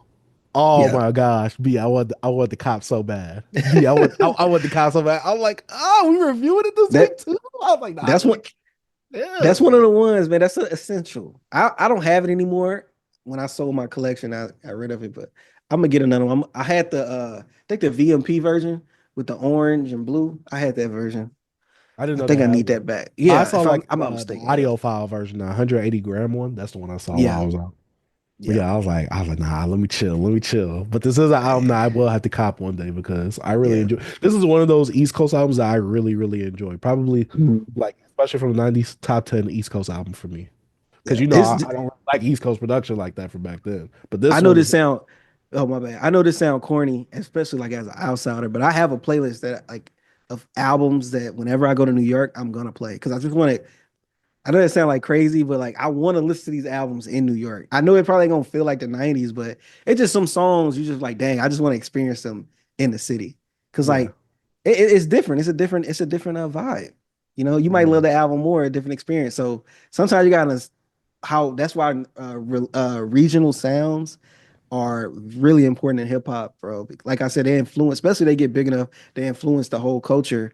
And also, it's that's why New Yorkers are so held tight to what they, it's like with us, with like Houston, like you being in the city, you seeing the culture, what they talking about, reflecting what you seeing with your eyes. mhm, So it's mhm. different when you go to New York and you hear what they talking about, the streets, the clubs, blah, blah, blah, and you see it and you've been experiencing it. It brings you more into the art. So I don't know. Regional sounds, bro. It's important. We continue and we need them. And we need you, New York. We need you Yeah. Right to, now, to, to keep it y'all up, looking man. weak, especially back then. How y'all reigned so dominant with Yeah. albums like this. But like, it's so crazy, B. I'm gonna give them a little leeway right here. You know, I like to give people a little leeway. You know what I'm saying? Mhm. When you make stuff like this, it's like make New York great again. You know, give you. Facts. So it's like they hold Facts. on to this. It's just like sometimes, bro, like it's the future, bro. Things evolve, things change. Like, come on, man, get over it. It's like when they when they try to tell us to get over slavery, we go tell New York get over the golden era, but they're like, yo, bro, it was like the best. Like, go back and listen to that stuff. Like, we had Mobb Deep, the infamous. Listen to that album. Like, we want to go back to that. Like, they want to go back to the past, B. But like, Facts. I understand though, it was some great, great, great, great music. So Yeah. Until 50 Cent messed all y'all over. But shout out to Mobb Deep, the infamous 30-year anniversary, because we actually Mhm. talk about the music over here, man. Let us know your favorite song on this album. Is Shook One's Part One on their first album, Juvenile Hell? I'm No, about to say, where's Part One at? Because I know because I it says on think the part one 25th is it on anniversary is there? on the. It says it's on the 25th anniversary of this album. But I'm like, where the F is Part One? I don't. I could be wrong. Let me see. Nah, it's It's a not on promotional here. single by Nah, what I'm Mobb Deep. saying. Nah, I think it's just part one is like probably was because part one has a different beat, right? I think so. Yeah, Yeah, Part One I definitely has think a it's different. probably just the first cut they did of it. Yeah, But nah, it it's said not on the eventually first made its album. way on the international version of the group's album Hell on Earth. Yeah, I Okay. think it probably was it was just a song they had out they released before the album dropped. Like, oh yeah, this our new sound what we're doing. You know what I'm saying? Yeah. But but yeah, Juvenile Hell I need to return to. That's been a I haven't this heard one of that. my albums I listened to like what like around the same time I heard Infamous, but like I ain't going back to this. There's some tracks on here I know that popped up, here and now and then, like peer pressure and stuff like that. But I need to go back to that just to Yeah. hear it as an adult. Like I ain't listened to this since I was like 16, like Juvenile Hell. Now. I never heard it, but I've always seen the cover, and I'm just like, this cover looks whack. No offense to y'all, Mobb Deep. I just don't like the cover of this first album. But yeah, Infamous, really, really dope album. But yeah, that's about it for all the albums we had to talk about. B, I know we're going to talk about your favorite artist and his new era. And we kind of joked about it on Twitter when he first announced it. Mhm. But B, he might actually be serious with this. Logic in his new era, trying to steal the Playboy Cardi sauce. How do we feel about this, B? Because to me, this when I watched this, B, when I saw this clip, it felt like appropriating. Like it just felt so nasty for me to see something Is it like because his skin fair? it could be that. I think that adds the Well, factor B, he's to it. biracial. He doesn't He's a sound part good of on this at all. He doesn't sound natural on this. He doesn't sound good on this. He doesn't have the presence to be on this type of stuff. I thought he was just joking. He really went into a studio, wasted studio time. I'm hoping he's the one that engineered this because God, I'd hate to be the person that had to engineer this song. I'm hoping B. that this is just a gag. What But happened to him retiring, B? He was supposed to B, retire. when have Logic ever been original? Logic is not an original artist. All he That's the do is logic in him. yeah, it's the lot. He's all he do is copy other artists. Like I understand when people do it, as they, trying to emerge and find who they are, their identity. Logic found his way to have a fan base. Nothing wrong. Logic is a okay rapper. He's not a bad rapper, but he doesn't have his own lane. Like Logic mimics, even from his producer. All they do is try to give nostalgic, like that's what they'll pull from different songs that people like and samples, and sometimes try to recreate a beat as well. Uh, I think a lot of his group are like unoriginal. They don't think for themselves. They seem like followers. I always felt that way from Logic. If he see another rapper do something, he'll do it times 10. Like, oh, J. Cole went to one of his fans' houses and let him listen to the album. Okay, Logic does it, but he goes to multiple fans and he do it. Oh, this rapper over here, like Soldier Boy, has a whole music channel. I mean, a whole gaming thing he does. Logic, oh, I game. I have a whole YouTube thing dedicated to it. It's like all his stuff that he does, like his hobbies and stuff, he try to make it his personality and stuff. It's kind of lame. Then he goes into this whole meta of like, oh, I'm gonna get in my Playboy Cardi era. It's like your whole stuff, like your whole each area of your like music career has been like mimicking somebody else's, and now you're trying to do Playboy Cardi. It's like, I just want to see his fans defend it, like defend the music. That's my whole point. I'm ready to laugh at. So I brought this to the show just to be like, I actually don't care about it, but I just want to see what his fans gonna do to actually defend this mess because it sounded horrible. It sounded so bad, and I'm like, bro, you don't even have the voice, or like you're old as hell trying to do this. Like, come on, bro. And I'm not saying old as hell, like in your mid 30s, but it's just like, come on, bro. Like, chill out. Like, make Logic music. Like, you be Logic, but we all just got to come to to this agreement and just Logic is just AI. All he do is copy, bro. I Boy don't think called him Chat Logic ever had the GPT. original thought. Mm. Oh my To me, god. this gave me the same energy as "How do you do, fellow kids?" with the guy with the Oh, red with the jacket and the skateboard. skateboard. Oh, you talking about Steve Buscemi? Is that his What's his name? name? John Jump? No, Steve Buscemi, right? That be I with don't know in his Adam name. Sandler movies. Oh yeah. Yeah, He do be in Adam Sandler movies, and he Steve was in Buscemi. Severance. Yeah. Man, I get up think out that of was here, him in Logic. Severance. I'm not sure, Hey B, but when you yeah, clip this up, Logic, just say Logic is not original. That's hey, he's not original. He's just not. I want to see the fans actually defend this because this, like I said, I'm hoping it's a joke, so I'm giving him the benefit of the doubt with that. But if it's not, B, it's not a joke. Logic, bro, I went to Logic discography like around the time we reviewed his album. It's uh-huh. stuff he has out I never knew released. I was like, when did he put this out? Oh, like the Vital Days album, that stuff, Vinyl Days, I think I knew about. It's like the whole, it was some other stuff, bro. I don't even want to look it up, but it was like the just some Bobby stuff. Tarantino It was just some too. stuff. I'm like, what? When did you put this out? Ugh, Yeah, I man, think the thing Logic is is like he sometimes is like it's like he's trying too hard to be too meta. Like it's like he's trying to be too current. Like it's like I know like one album he had like Rick and Morty on there as the interlude or the intro of the album. I'm just like, Logic, nah. bro. Just, bro. I want to say be you, but like being you probably is just somebody that's just a follower, like that just don't have original thought.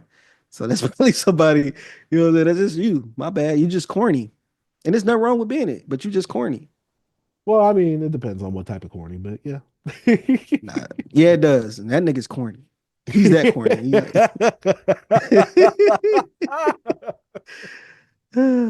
Oh man, let us know what y'all think about Logic's new snippet if y'all did hear it. Hopefully you Hey, didn't. You're just gonna take our word for it and just not listen to it. B, and I'm calling it, and I'm gonna say this. Look, I know last year I said I'd never review a Logic album, but if he put out this Wannabe Playboy Cardi album, I'm reviewing it and I'm kicking his back in. I promise you. Him and his fans, I'm kicking both of y'all backs in. You know what I mean? So yeah, this is gonna be the crash out part 2 for me from last year. I'm going in on all you Buster Logic fans. Yeah. Y'all check out our Defend Ultra it. 85 review and go check out the comments on that video. That What we used to do? specific What we clips. used to do on the old pod be defend it. Oh, yeah. Defend it. Defend Defend this. it. Defend it. Oh man. Hey. Let us know what y'all think about this in the comment section, man. And we you know what, let's go into the quick one real quick. Okay. The Kings of Atlanta pick, B. So recently on social media, specifically on Twitter, I believe it's like an AI generated pick. There was a pic that said the Kings of Atlanta, and on there was Andre 3000, Big Boy, T.I., Gucci Mane, and Future. And a lot of people took a lot of problems with this because Young Jeezy wasn't on here. Ludacris wasn't on here. Mm-hmm. B, I'm just like, really? Like, are we serious about this? Like, look, no disrespect to Young Jeezy. Great artist from Atlanta. No disrespect to Luda. Great artist from Atlanta as well. One of my top tens of the 2010s. I mean, of the 2000s itself. No. Yeah. Gucci Man has more influence. Future has more influence. T.I. arguably was the king of the South. And then we got Mm-hmm. Andre 3000 and Big Boy from Outkast. Arguably one of the best duos in hip hop. I'm sorry. You can even throw Young Thug in there. I've seen some people throw Young Thug in there. Like, oh, they miss a Young Thug. And some people AI'd Young Thug in the background, which I'm just like, okay. Gucci, Future, and Thug are the people that ran Atlanta from like 2010s. Gucci more in the underground scene, but if you was in Atlanta, obviously you was heavily like connected with Gucci. Gucci has a heavy hand in terms of like curating these artists, picking some of these artists. He was putting his hands on a lot of these artists' shoulders, like Quavo. I mean, like just Amigos in general, Young Young Scooter, Scooter. Dolph, Future. The list goes The on list and is on. crazy. B. Waka Flocka, like Gucci has to be Bro. in there. Like who? Like let's be real. I don't want to be like this, but who the Young Jeezy like? Like who was that person that Young Jeezy was like? Oh, this is about to be the next person up. Slick Pulla, USDA. Y'all ain't got Freddie Gibbs, maybe. But then Freddie even went on a whole tirade against Jeezy. And he did the anti-Jeezy thing and started doing more lyrical miracle raps. So it's like Look, Young Jeezy, TM 101 goaded. yeah. 102 is great. The Recession is phenomenal. 103, I still got to revisit that. But we not about to just crap on Gucci, and we definitely not about to crap on Future. Future has arguably had the longest run in Atlanta. B. B. What are we I talking about? know I know this is more dear to your heart. And we from the South. And when it comes to the South, I feel like each region has a certain state or a city that kind of like holds it down. New York, you just got New York, it's a city. West Coast, you got LA. The South, Atlanta is like what holds it down for the South. But we have multiple influences of the South that influence, the whole region, right? Yeah, Jeezy is held dear to our heart. He is top 10 Southern, guy, like come to influence, having dope, discography. I But when it agree. comes to just influence across the Impact. whole region, impact, and even further, Gucci, if you say Gucci don't have no influence on drill rap with Chief Keef, Yeah, Chicago drill all rap. Chicago, like that essence of that, bro, that stems, a lot of that comes from the Waka Flocka, Gucci and them era, like that hype and all. Come on, bro. A lot of the mixtape game of oversaturating the market Saturation comes from Gucci. from Gucci, bro. Like you just don't understand. And like Gucci had his hand, like you listed off artists, B. He had his hand in like anything that moved out. That boy, like the Godfather. I'm gonna tell you this. Facts. I'm Nicki gonna tell you the Minaj, split, even. Nicki, bro, look at the split. I'm gonna tell you. You remember when Gucci and Jeezy did that verses, bro? The Yeah, whole Atlanta, like we all know in the South, Jeezy got one on one. He got the albums for you, but Gucci got the mixtapes. Gucci got the singles. Gucci got the culture behind him there, especially in the South.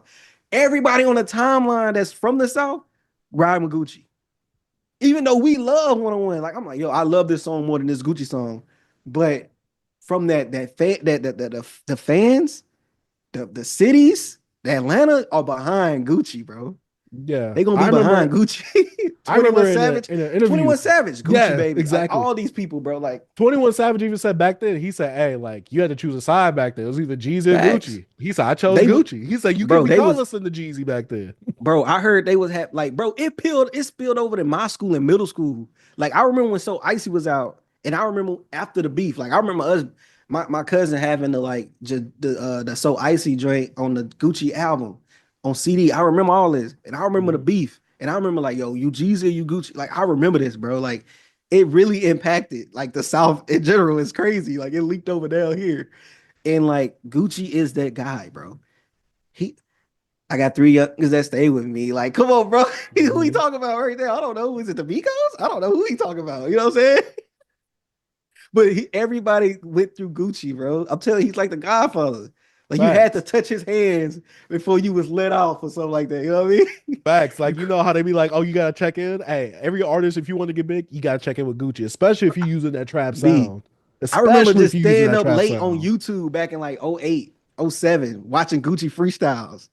Watching Gucci them on the side of the house. On the side of the house, no pen, no pad, scale. You know what I'm saying? Come on, I remember all this. OJ the Juice Man. OJ Juice Man, B. Come on. And we talked about him last. We talked about him last week. It's like it's just the influence is crazy for Gucci. It's crazy. Yes, I know a lot of guys in New York was talking about yo Jeezy impacted people all over. I'm like, yes, that album, he had big singles, of course, but I'm talking about you saying Atlanta, bro. You talking about Atlanta, bro? It's different. B. We not from Atlanta, Jeezy, but I'm just saying. Jeezy was the mainstream guy. Gucci was look, when we talk about cultural impact, Gucci. Gucci, bro. Gucci has so many babies who stem babies themselves. So it's like, what are we even talking about? What you talking about, bro? I don't know. What's that new albino dude? He's a Jeezy baby. I can't think of his name. Oh, you talking about the one that was on that For the Block or whatever? They called him a ginger. They called him a they call him they call him a ginger. But they said like a ninja? They call him a ninja? Yeah.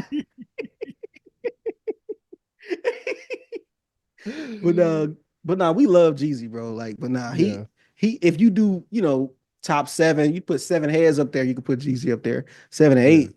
But nah, bro. But B, we gotta also talk about the Ludacris one. Cause come on, let's not do this. Yeah, let's like not y'all are setting Ludacris up. Ludacris had a solid 3 to 4 album run. It was cool.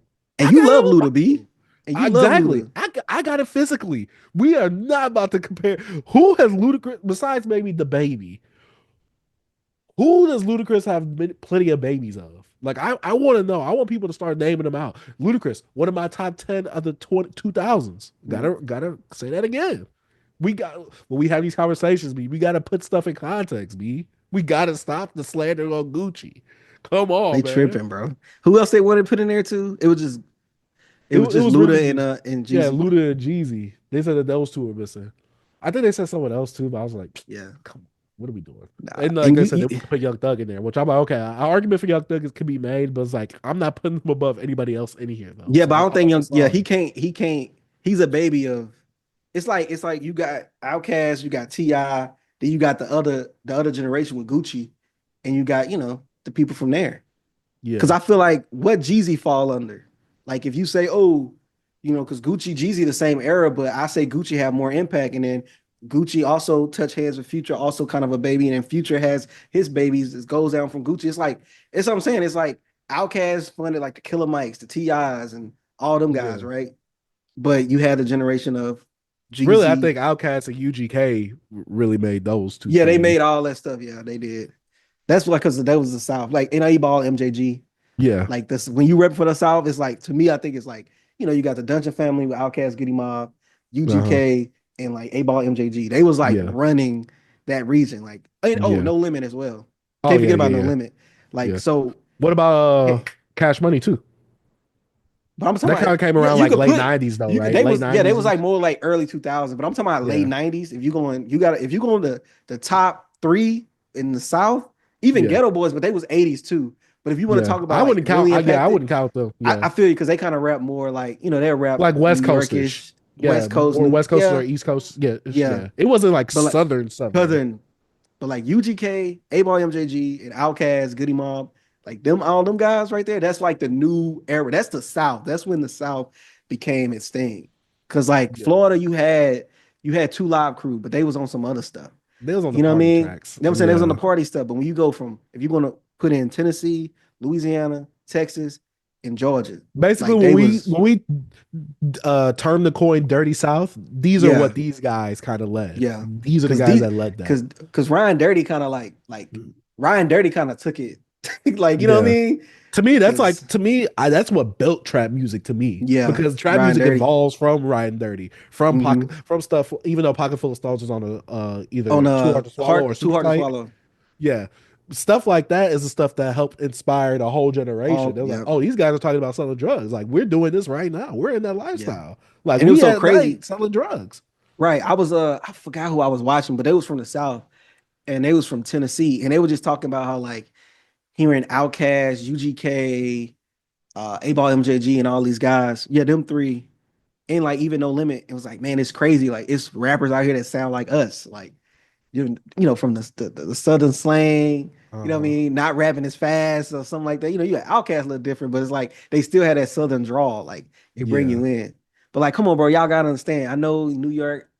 I know y'all like the Godfathers of hip hop, and y'all think y'all can just dictate everything. We don't try to dictate what y'all got going on down up there. So like, just relax down here, bro. We got it. You know what I'm saying? We got it. Jeezy not in that Mount Rushmore, bro. I'm sorry.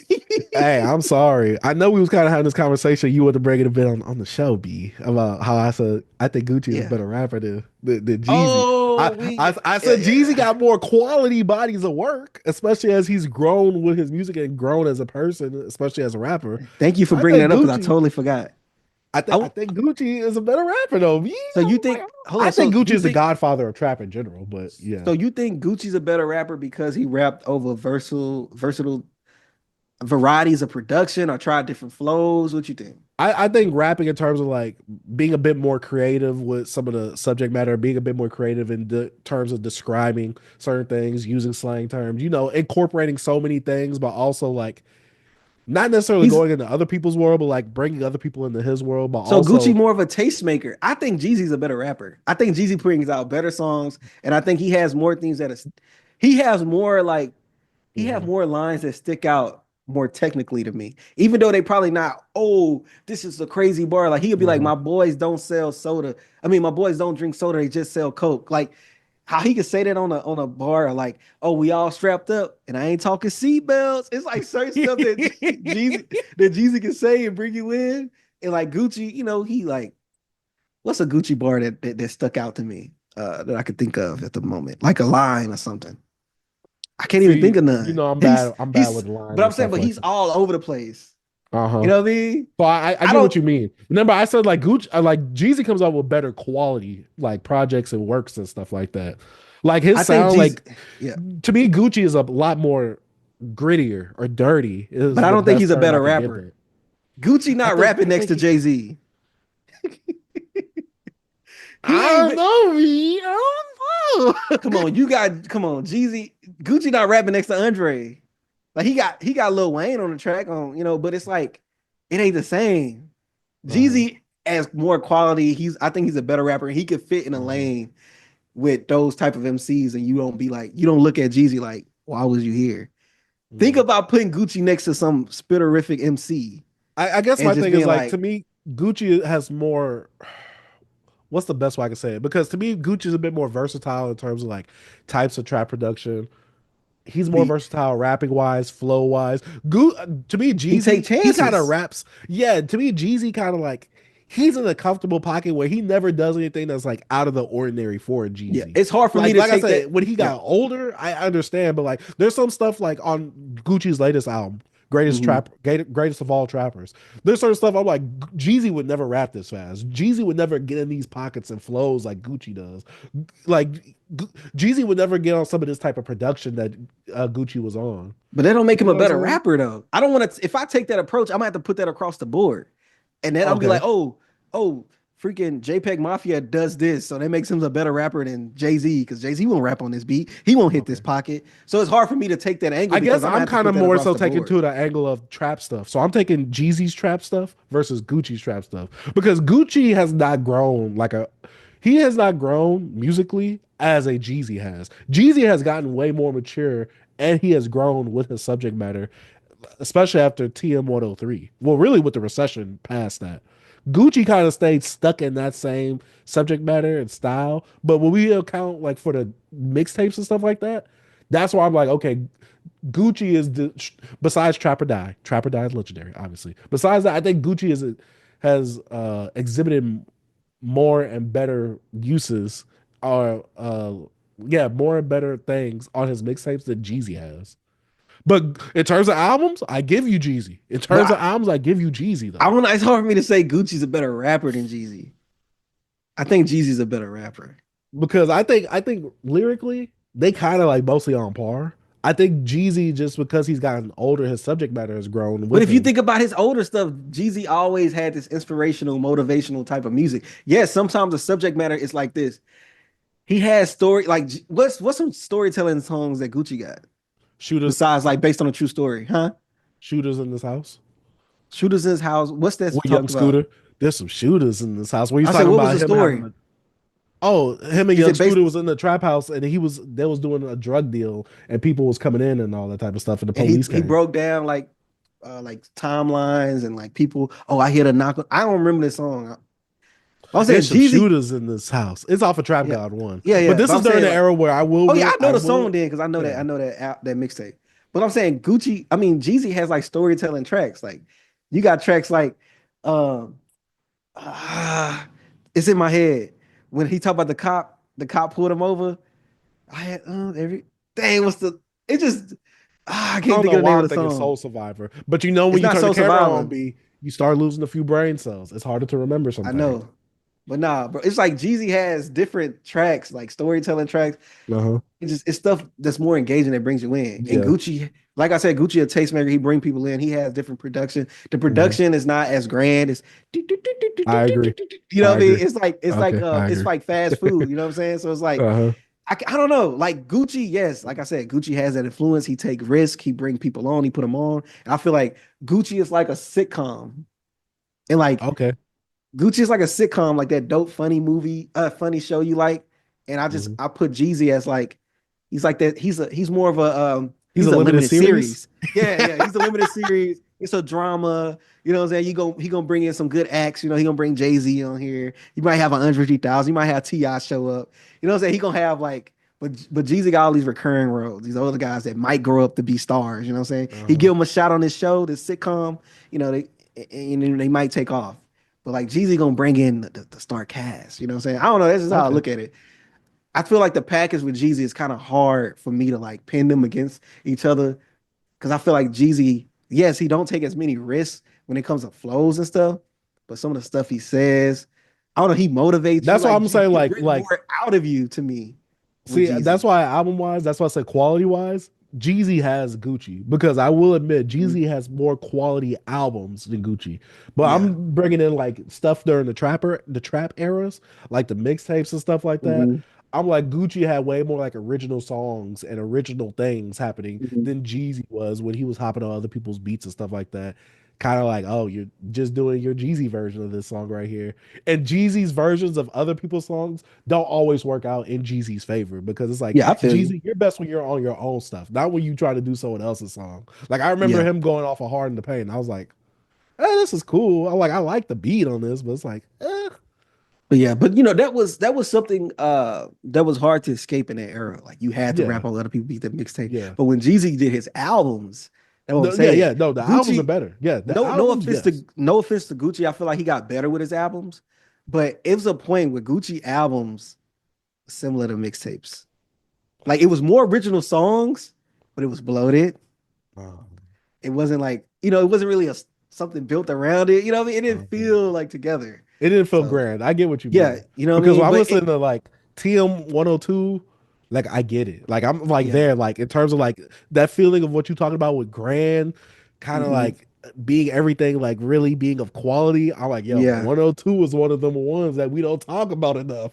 I'm like, Yeah. yo, even though Jeezy is having a lot of similar subject matters, I'm like, yo, the feeling that some of these songs, these different songs are It's giving me different. right now, though. It's I'm like, different. yo, like it's kind of aspirational to a And degree. thinking about that, like you bringing up, I love it when we talk about that. It's just like, Uh-huh. bro, and I love it. Chill, Yeah. like, Or go get it with R. Kelly. Like I'm yeah, like, yo, go get like it. Oh yeah, yeah. Jeezy I'm don't a I mean go Gucci don't have getter. many like Yeah, cinematic feelings. So I was like, yeah, hey, look at how yeah. we play. You Like, know, come man. So on, man. that Let's stuff, do it. it brings you in, but you, like you said, most people are gonna talk about the Martin, then they're gonna talk about the Chernobyl limited series that came out.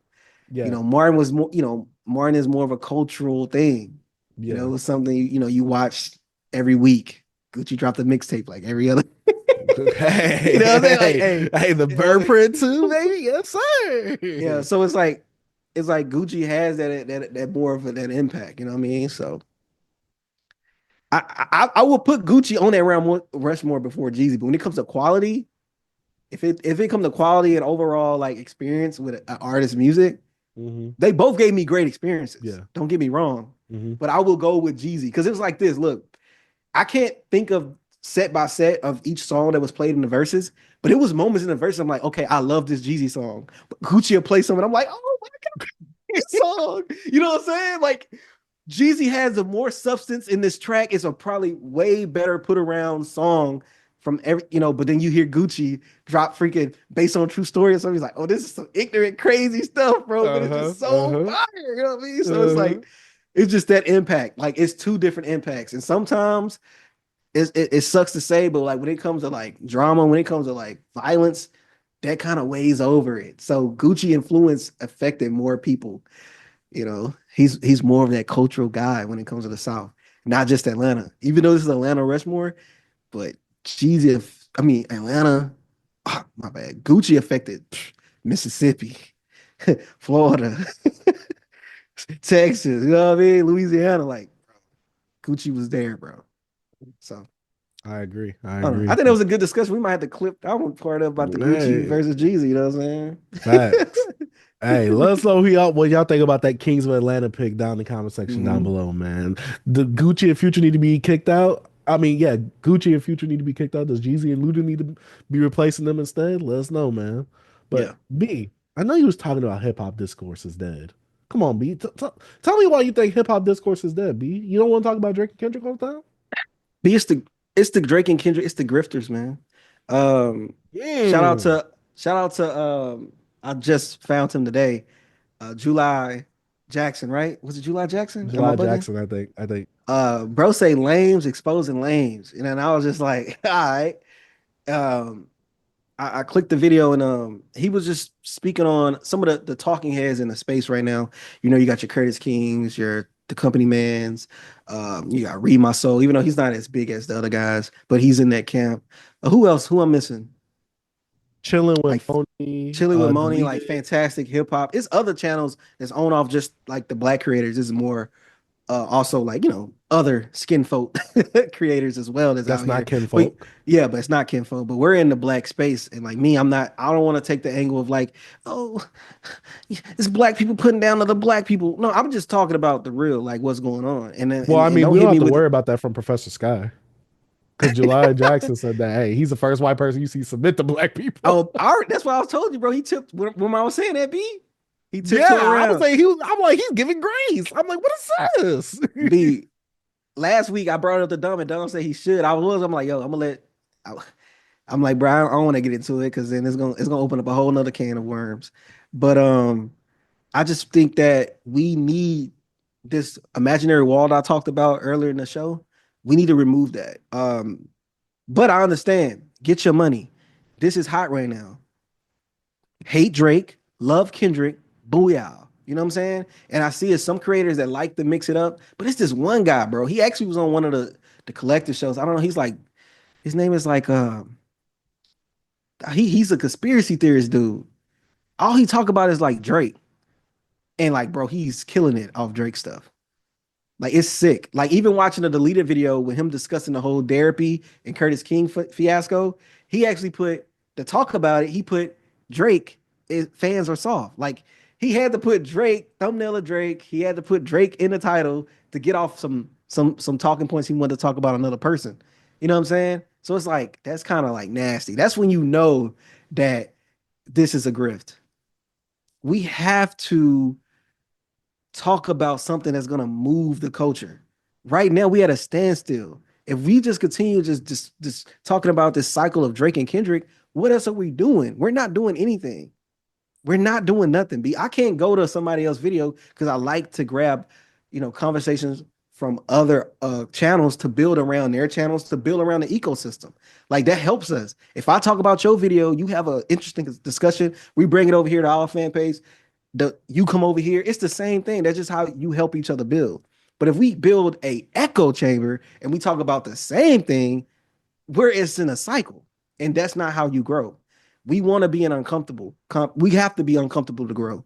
So if I have a collective of a panel and I bring in 6 people and 3 of the guys are Kendrick fans and the other 3 are Drake fans, I think we could get somewhere with that. We can get some, we get some other sides. We can get some different solutions of like, what do we dislike on this side? What we did, but if we have 6 or 10 people on the panel and they all agree on the same thing, like, what's the point of having this discussion? Like, it's just what are we growing from? A circle jerk. That's all that is at that point. It's like an insane echo chamber, and it's like, why are we doing this? It's like, yes, it's just like money, and it's fine. Be honest.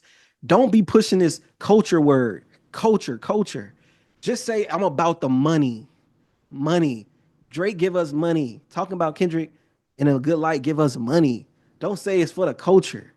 Please, it kind of sucks because if I don't agree with you, I'm not a part of the culture.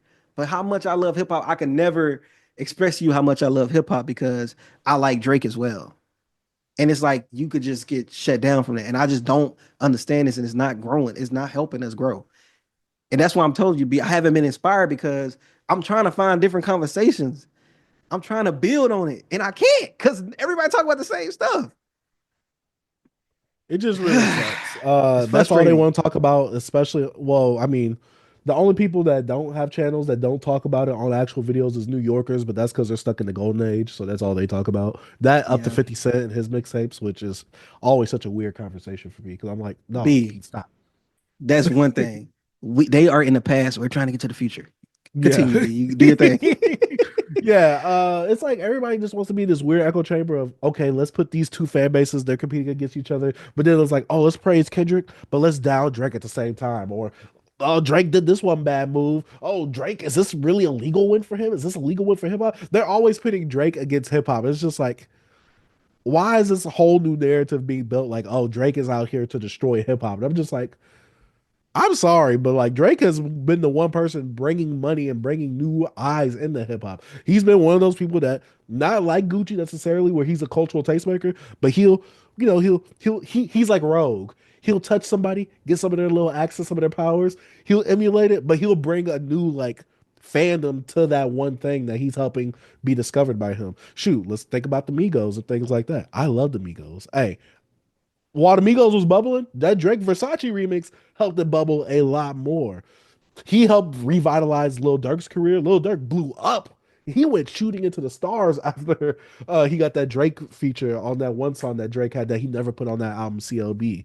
It's just certain things where it's like this, B. This is my main thing.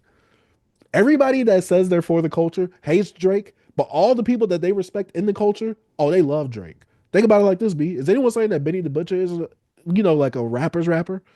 He literally has a whole freestyle with Drake.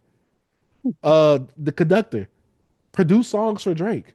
All these people that they keep saying, oh, and that's why I told you earlier, it's not culture, it's culture. Cult. That's how they are. They all want you to think the same. As soon as you don't, they try to exile you. They try to cash you out. It's like, what are we doing here? I don't know, B. I'm just tired. No one wants to bring new conversations into the space. No one wants to talk about the music. I mean, we are. There's some interesting characters that's here But I like the people who are now being the antagonists to these people right here, who think they are the protagonists, where they think that, oh, they're what's good for the culture, they're fighting the good fight. It's like, no, you're not. Mhm. I don't know. I'm looking at this channel right now. I'm not gonna say whose. Yeah. I Hey, you know how I do like said I people don't like, care. yeah, I'm looking at Curtis King's channel. Yeah. I Yeah. don't know, but there are some interesting people in the space that I think are bringing conversations. Potty Mouth, obviously. Troy, he's bringing conversations to the space. I like the fact that he parodied like a Kendrick breakdown on a Luther video. Mhm. I didn't watch it all the way, but I watched some He of did it. it. He I did it like for the another fact. Kendrick video too. Like in the beginning, he did what's the other Kendrick I think he video? did it. He He did did it in the Squabbled live Up. stream, right? Oh, I okay. think he did Yeah, yeah, Squabbled yeah. Up. He did it Squabbled Up. I do like the fact that Anthony Fantano is now bringing this discussion of like, oh, where's hip hop discourse at really? Hmm. Potty Mouth is always, doing some dope things or talking about some dope things. Like when we talked about the regional sounds and things like that, helping bring Hmm. conversation in. I used to pay as a channel that I like to listen to every now and then. He brought up a really good conversation, even though I get it for conversational purposes while we're having it.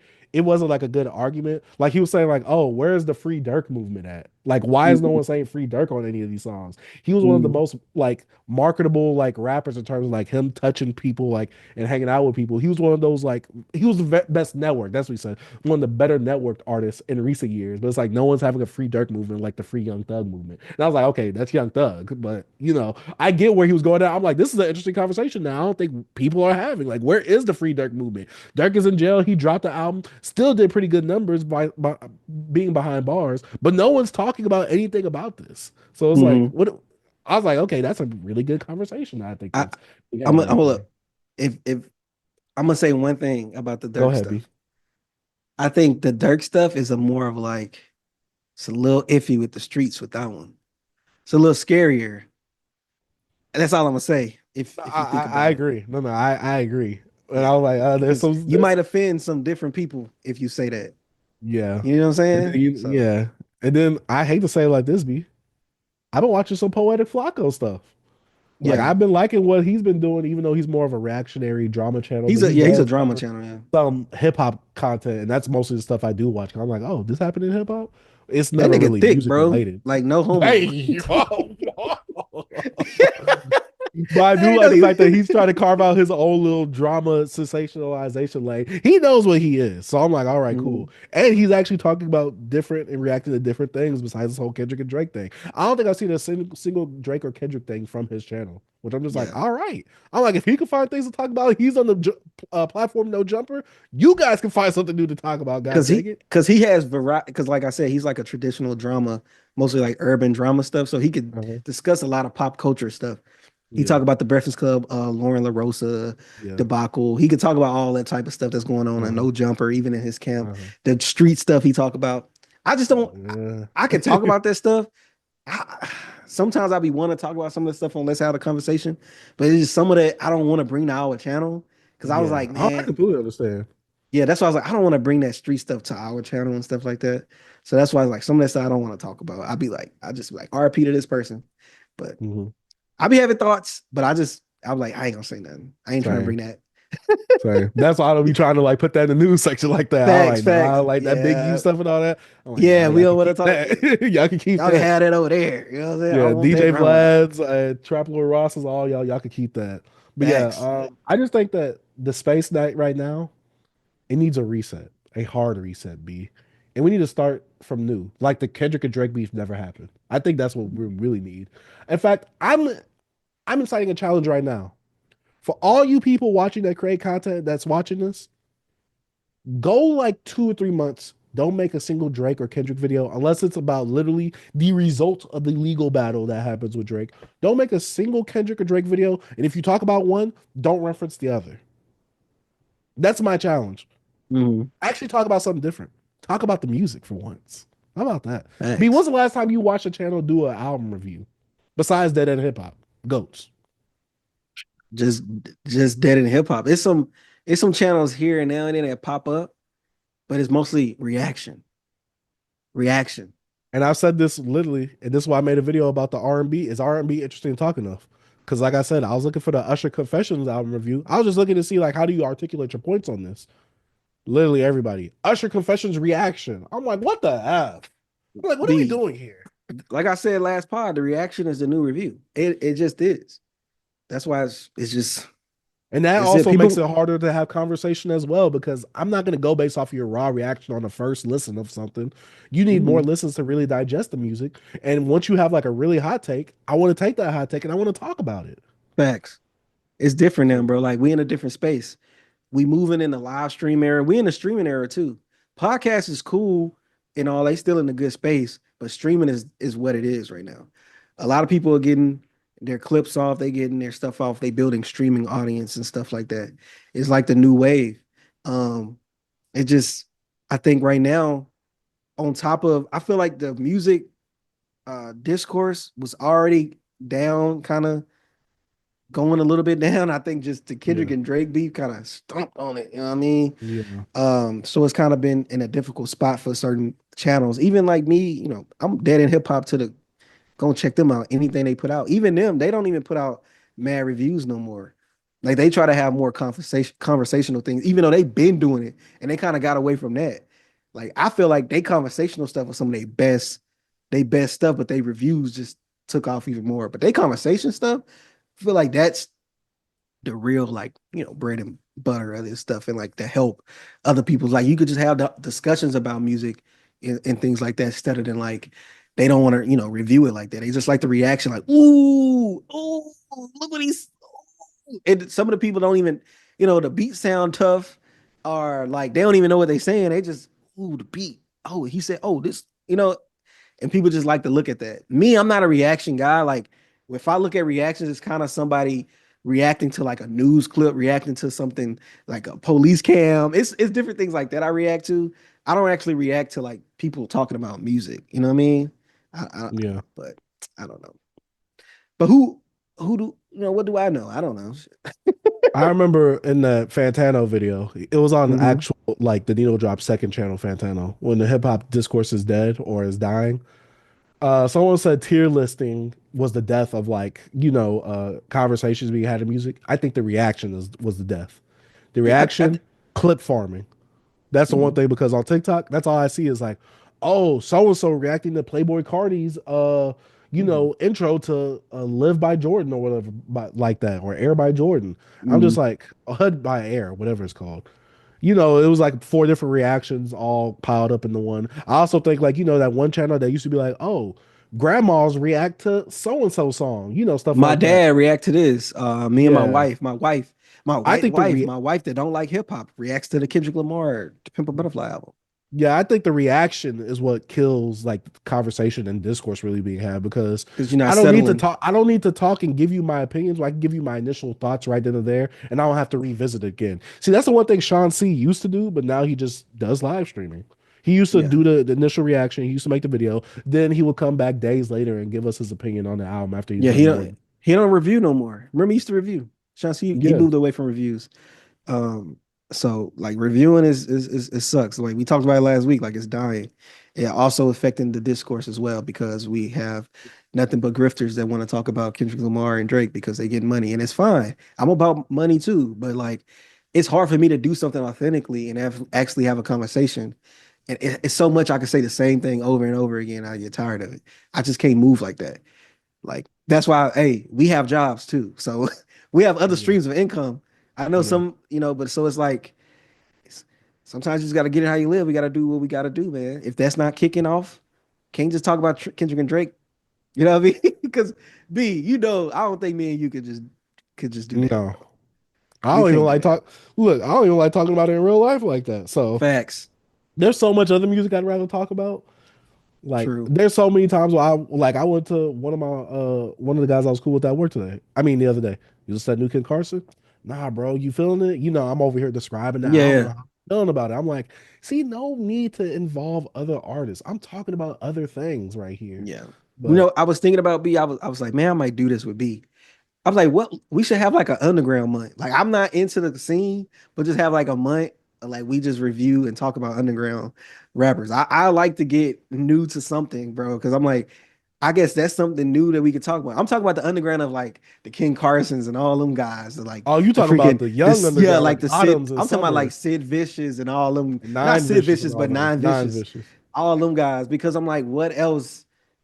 Like I see that's becoming like a little, they bubbling a little bit. Like I like to understand like what's going on. I probably won't understand it because it's not catered to me, but it's Mhm. something new to discuss besides Kendrick and Drake, or what's the state of hip hop YouTube, because it's like we picked the right time, but also a bad time.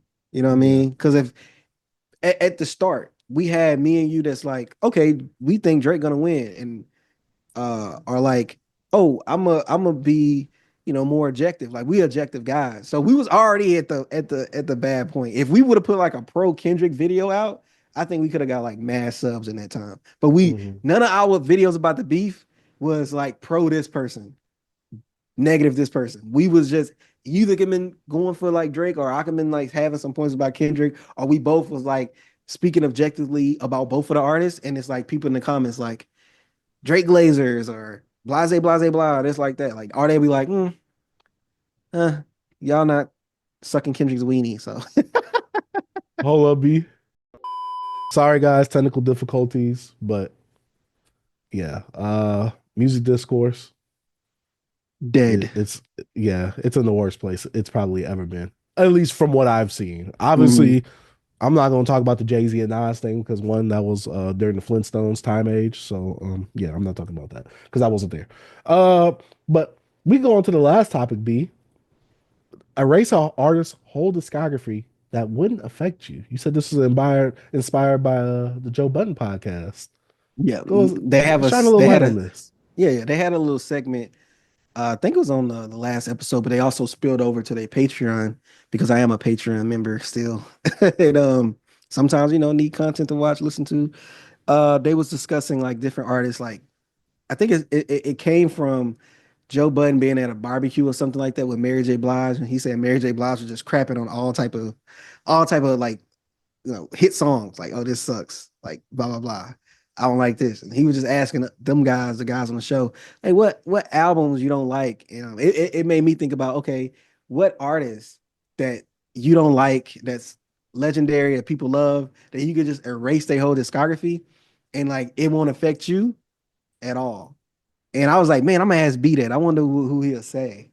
So I wrote down a few of them, but then I had to erase one, and it hurt me to say this because I was like, dang, if I erase his discography, but then I started to think he was a part of a group, so I can't do it. And the group So impacted me. so the rules with this is if I erase their discography, does all their impact and influence get erased as well? Everything is gone. Everything is gone. So like if I say something like Nas, that means Kendrick Lamar won't exist, No, I quote wouldn't say unquote. that, but you won't get Illmatic. You won't have none of that. You won't have the hit. You won't have none of that. But I'll still have Kendrick Lamar doing what he Yeah, yeah, you does. still have Kendrick Lamar because you got Kendrick. You still have Kendrick Lamar influence, Eminem, Tupac. You gotta Yeah. understand. Yeah. So, So one piece of influence doesn't negate. Okay. nah, they gotta be heavily like, oh, they gotta be his son. Like, all Be you okay? I'll let you go first, and then I'll go next. right, I'm gonna speak on the first one I thought of, but I was like, why did I think of that? And this is gonna hurt you, but I had to be honest. I first thought Bun B, but then I was like, if I don't have, because I was thinking about his solo stuff, but I wasn't thinking about UGK, and I'm like, I need that. I won't have the International Players Anthem featured. I was just thinking about his solo work. I'm like, it wouldn't affect me. But then I started thinking, like, nah, I love UGK. I love Bung and rap. So I had to like reel that back. But I'm gonna go with my real answer. And this is really real. This won't affect nothing in my life. I actually really thought about it. T.I. T.I. can go and I'll be fine. T.I. can get out of here and I'll be great. I'm getting out of here. End of the Hey, goddamn show. I'm B, tired of this. T.I. can go and I will be straight. I still have everything I love. Nothing that he created that impacted my life at all. I can live life without Ti music. You trying to hit low. That's the problem. I'm saying I had to really think about like, okay, I can't go easy and pick an artist that didn't affect hip hop or didn't have anything, close to like my region or stuff like that, or had any impactful moments. I had to do someone that's like could actually affect some people. And come on, I could have said freaking not nah, let me chill out. But like I could have just said like some mindless rapper or something like that. But no, I'm saying somebody that actually impacted, actually is a legendary hip hop artist. I had T.I. is that one for me. I don't know who you got. I don't know if you thought about this already or this went off the whim. See, it's hard for me to think like this because I'm like, okay, but their impact goes with them. Like if you just would have phrased it like, oh, I don't get to listen to the discography again, I think this would have been much easier for me. Because first person I thought, Dr. Dre. Oh no, you can't do that. That's what I'm Everything's saying. gone. Like, Yeah. that's what I'm saying. Like, if you would have just said, oh, I can't listen to the entire discography no more, then that's different. But T.I.'s Rakim. mine. Rakim? Yeah, that affects a lot, but that's who you got? Rakim on it. But you said that if he's in the group too. But you don't, like you saying, you don't listen to him. Rakim not in there. Oh yeah, he's in. Dang, Eric B. and bro. Rakim. Eric B. and Rakim. Nah, B. Sweat the. Oh, nah. Hold up, nah. That's. You listen to what you call it, bro. I listened to what's the second album? Follow the Leader. You listen to Follow the Leader? I did. Bro, that album's crazy. But B, if I had to, you said legendary. Because B, I'm not erasing Jay-Z. I'm not erasing Nas. I'm not. What about Big Daddy Kane? I'm not erasing Big Daddy Kane. That one album I heard from him. Now, Big Daddy Kane, nice. But Rakim, B? That's a lot of influence. That's what I'm saying. It's hard for me to do this conversation because I'm just like, F. If it's a legendary artist, F. Yeah, T.I. can go for me. Because T.I. Okay, fine. For me, 50 Cent. Okay. I can see 50. That's 50 tough, Cent though. Go. Good kid, bro. 50 had a crazy impact. Ooh, 50 Cent. I know. B. After Get Rich or Die Trying. I didn't listen to the mixtapes growing up. No one ever talked about the mixtapes to me growing up. I didn't even know he had mixtapes. Like I knew he had mixtapes, but I never knew they were so like heavily regarded until I got on Twitter. I was like, I never heard a single person talk about these mixtapes except for East Coasters. But yeah, he could go. 50 could go for me. He only got one phenomenal album.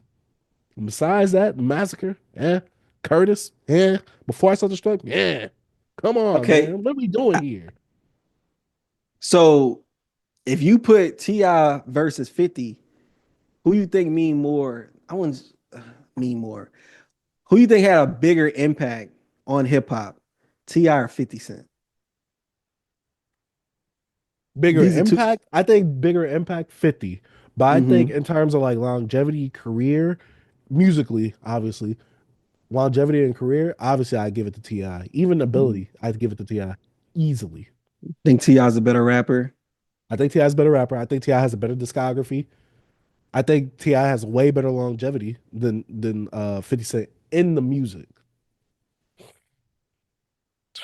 If you talk about music, but if I go overall impact, like you said, that's why 50 as well. Yeah, that's what I'm saying. 50 gave us impact. 50 gave us 50 Cent Bulletproof. You know what I'm saying? He gave us G Unit.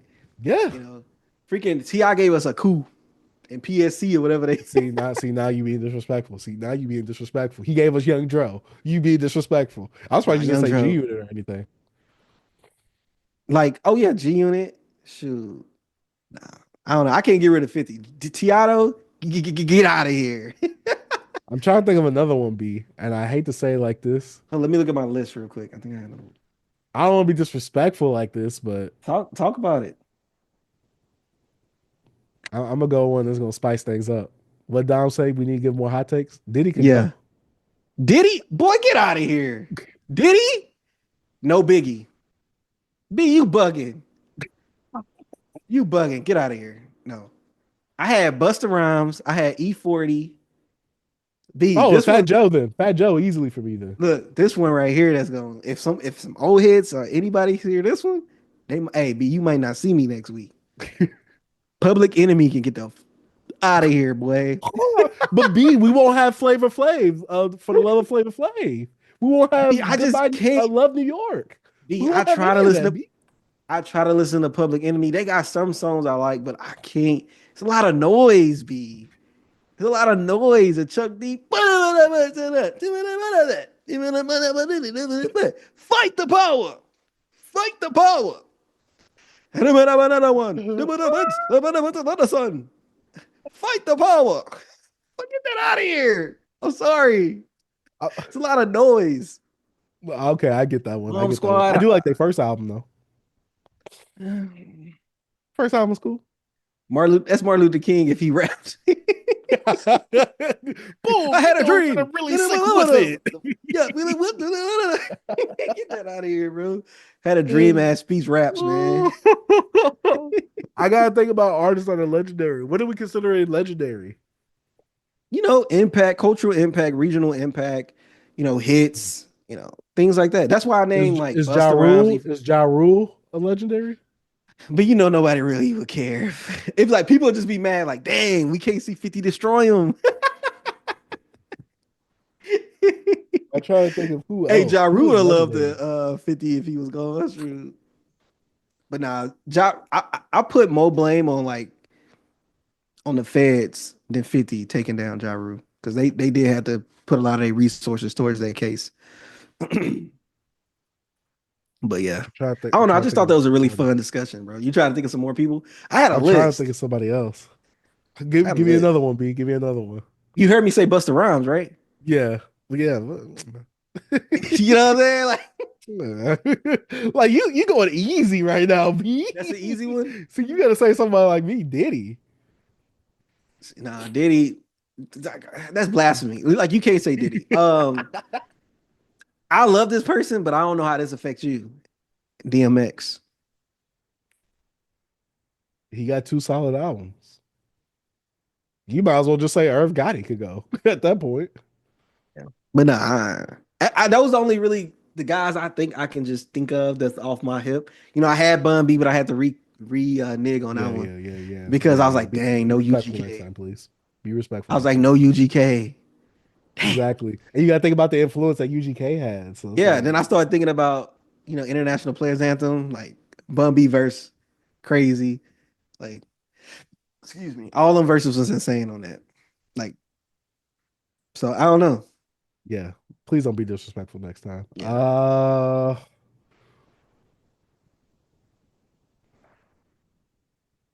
You trying to think of one more? Eazy-E. Hey, but hey, get out of here. Snoop Dogg. Snoop Dogg? B, now you just yapping. Well, I'm thinking discography is in like whole bodies of work. I'm thinking of whole bodies of work. Doggy style.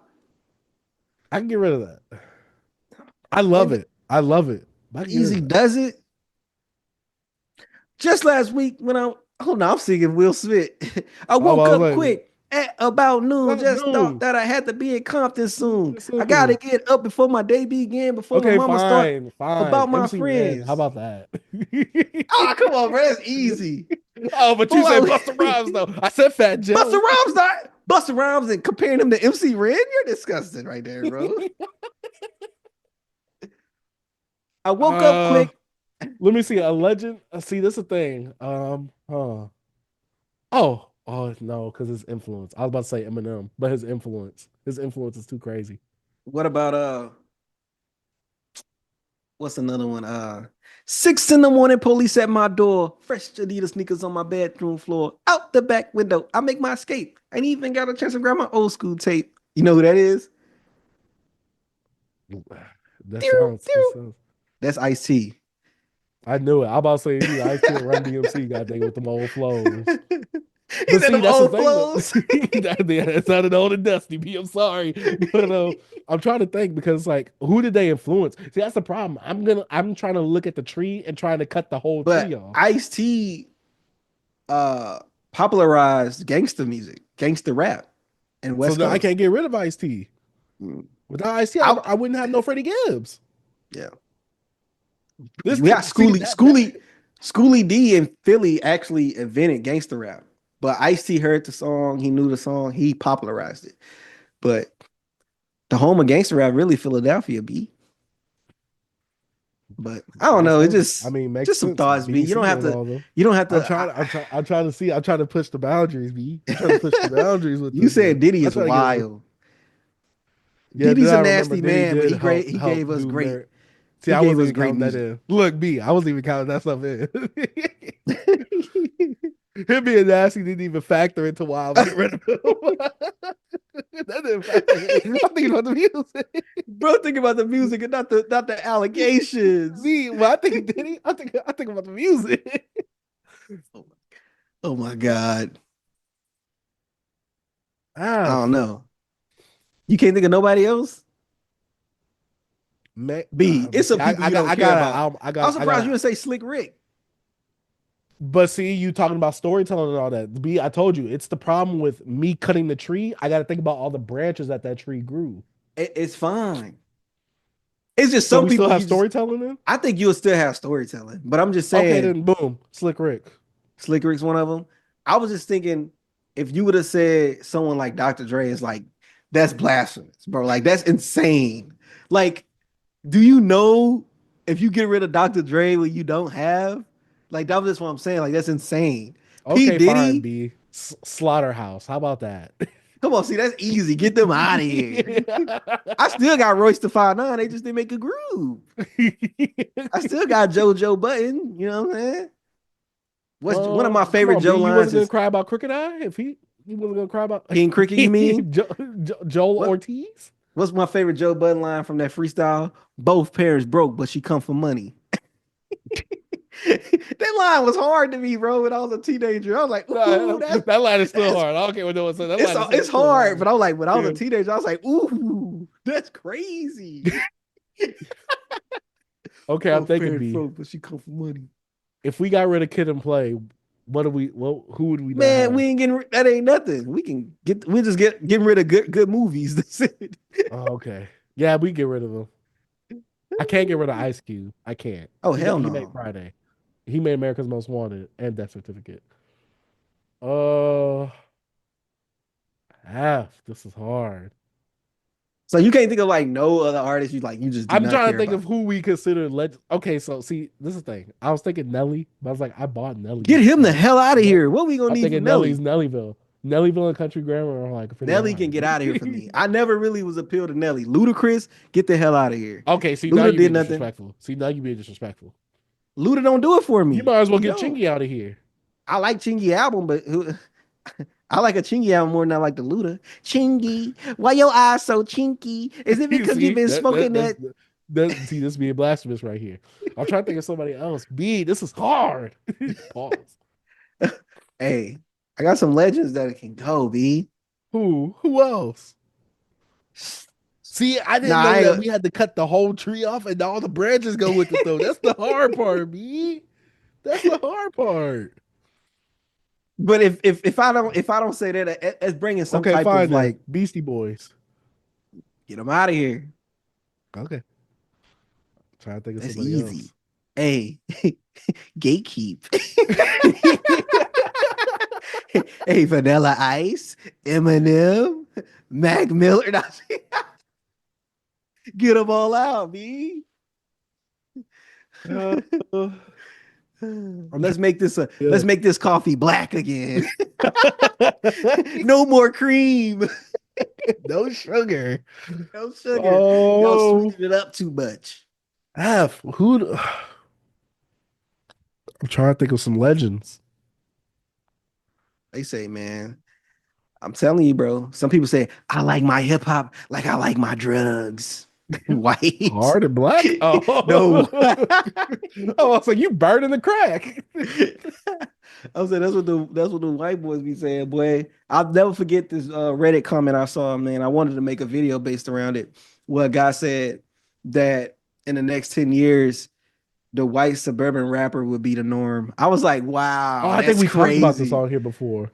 I don't think we talked about it. I think I talked to That you sounds about familiar. it Oh, off the camera, but we never actually had a discussion about it. That was a nasty comment. That boy having fever dreams, having dreams of whites taking over hip hop is crazy. Said, ooh, everything's gonna look like me. He said the suburban white kid would be the freaking norm. I'm like, yo, that's crazy. Picture like suburban white kids like was the norm of hip hop.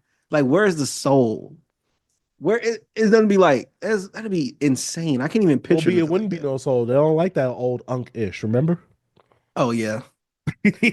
Like where would they get their inspiration from, B? All they sauce comes from the blacks. Mm. Like, come on, Mo. We are the cultural creators. We are the tastemakers, B.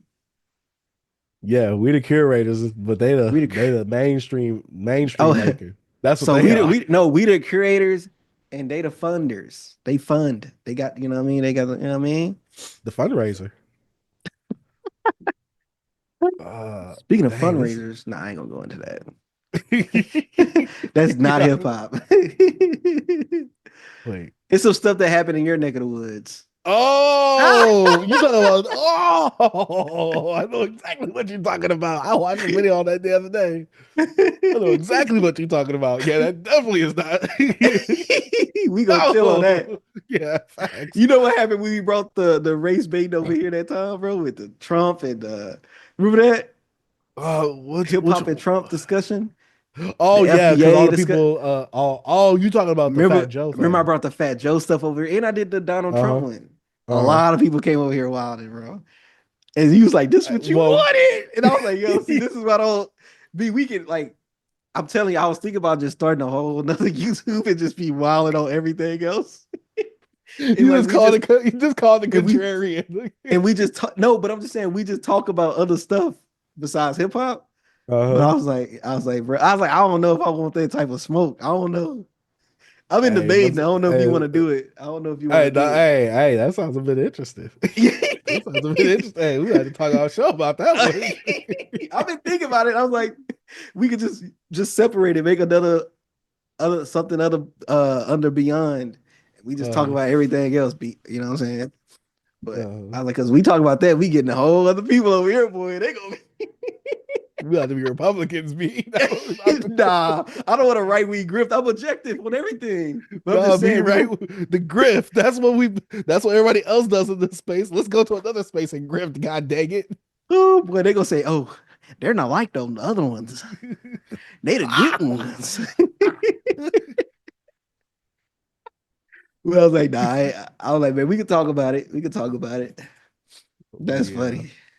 That conversation is too hard for me in terms of like what we was talking about originally. I can't think of any, Facts. even though you got really disrespectful on some of them. I'm not gonna lie. But yeah, that was about it for all Oh the my topics we god. had on the show notes. B, you got any closing thoughts before we head Yeah, out? that's my closing thoughts are. Hold on, let me. My closing thoughts be is we need the space to grow. We need to stop talking in circles in the echo chamber about the same old Kendrick and Drake. Watching only music videos y'all watching is Drake and Kendrick music videos is crazy. They don't talk about nobody else music videos but Kendrick and Drake's. We got that. But other than that, I just want to push the culture forward. I want to have more productive conversations that actually can help the culture of YouTube, music, hip hop or whatever, hip hop YouTube to grow. And I don't want us to all just say the same stuff because it gets boring and uninspiring, to be honest with you. So that's my closing statement. I see more people talking about the Luther music video and them comparing it to Drake or whatever than I seen people talking about Coachella. That is insane to me. That's crazy. Yeah. My closing notes. Man, make sure y'all support, man, if y'all want some good hip hop content, god dang it. Because we're trying to give y'all the good hip hop content, trying to give y'all something unique, creative, and a different experience over here. Facts. But I mean, if y'all want that same regurgitated crap, then hey, if you like the McDonald's culture talk, hey, go ahead and go Mhm. over there if y'all want to. Not over This here though. fine dining over here.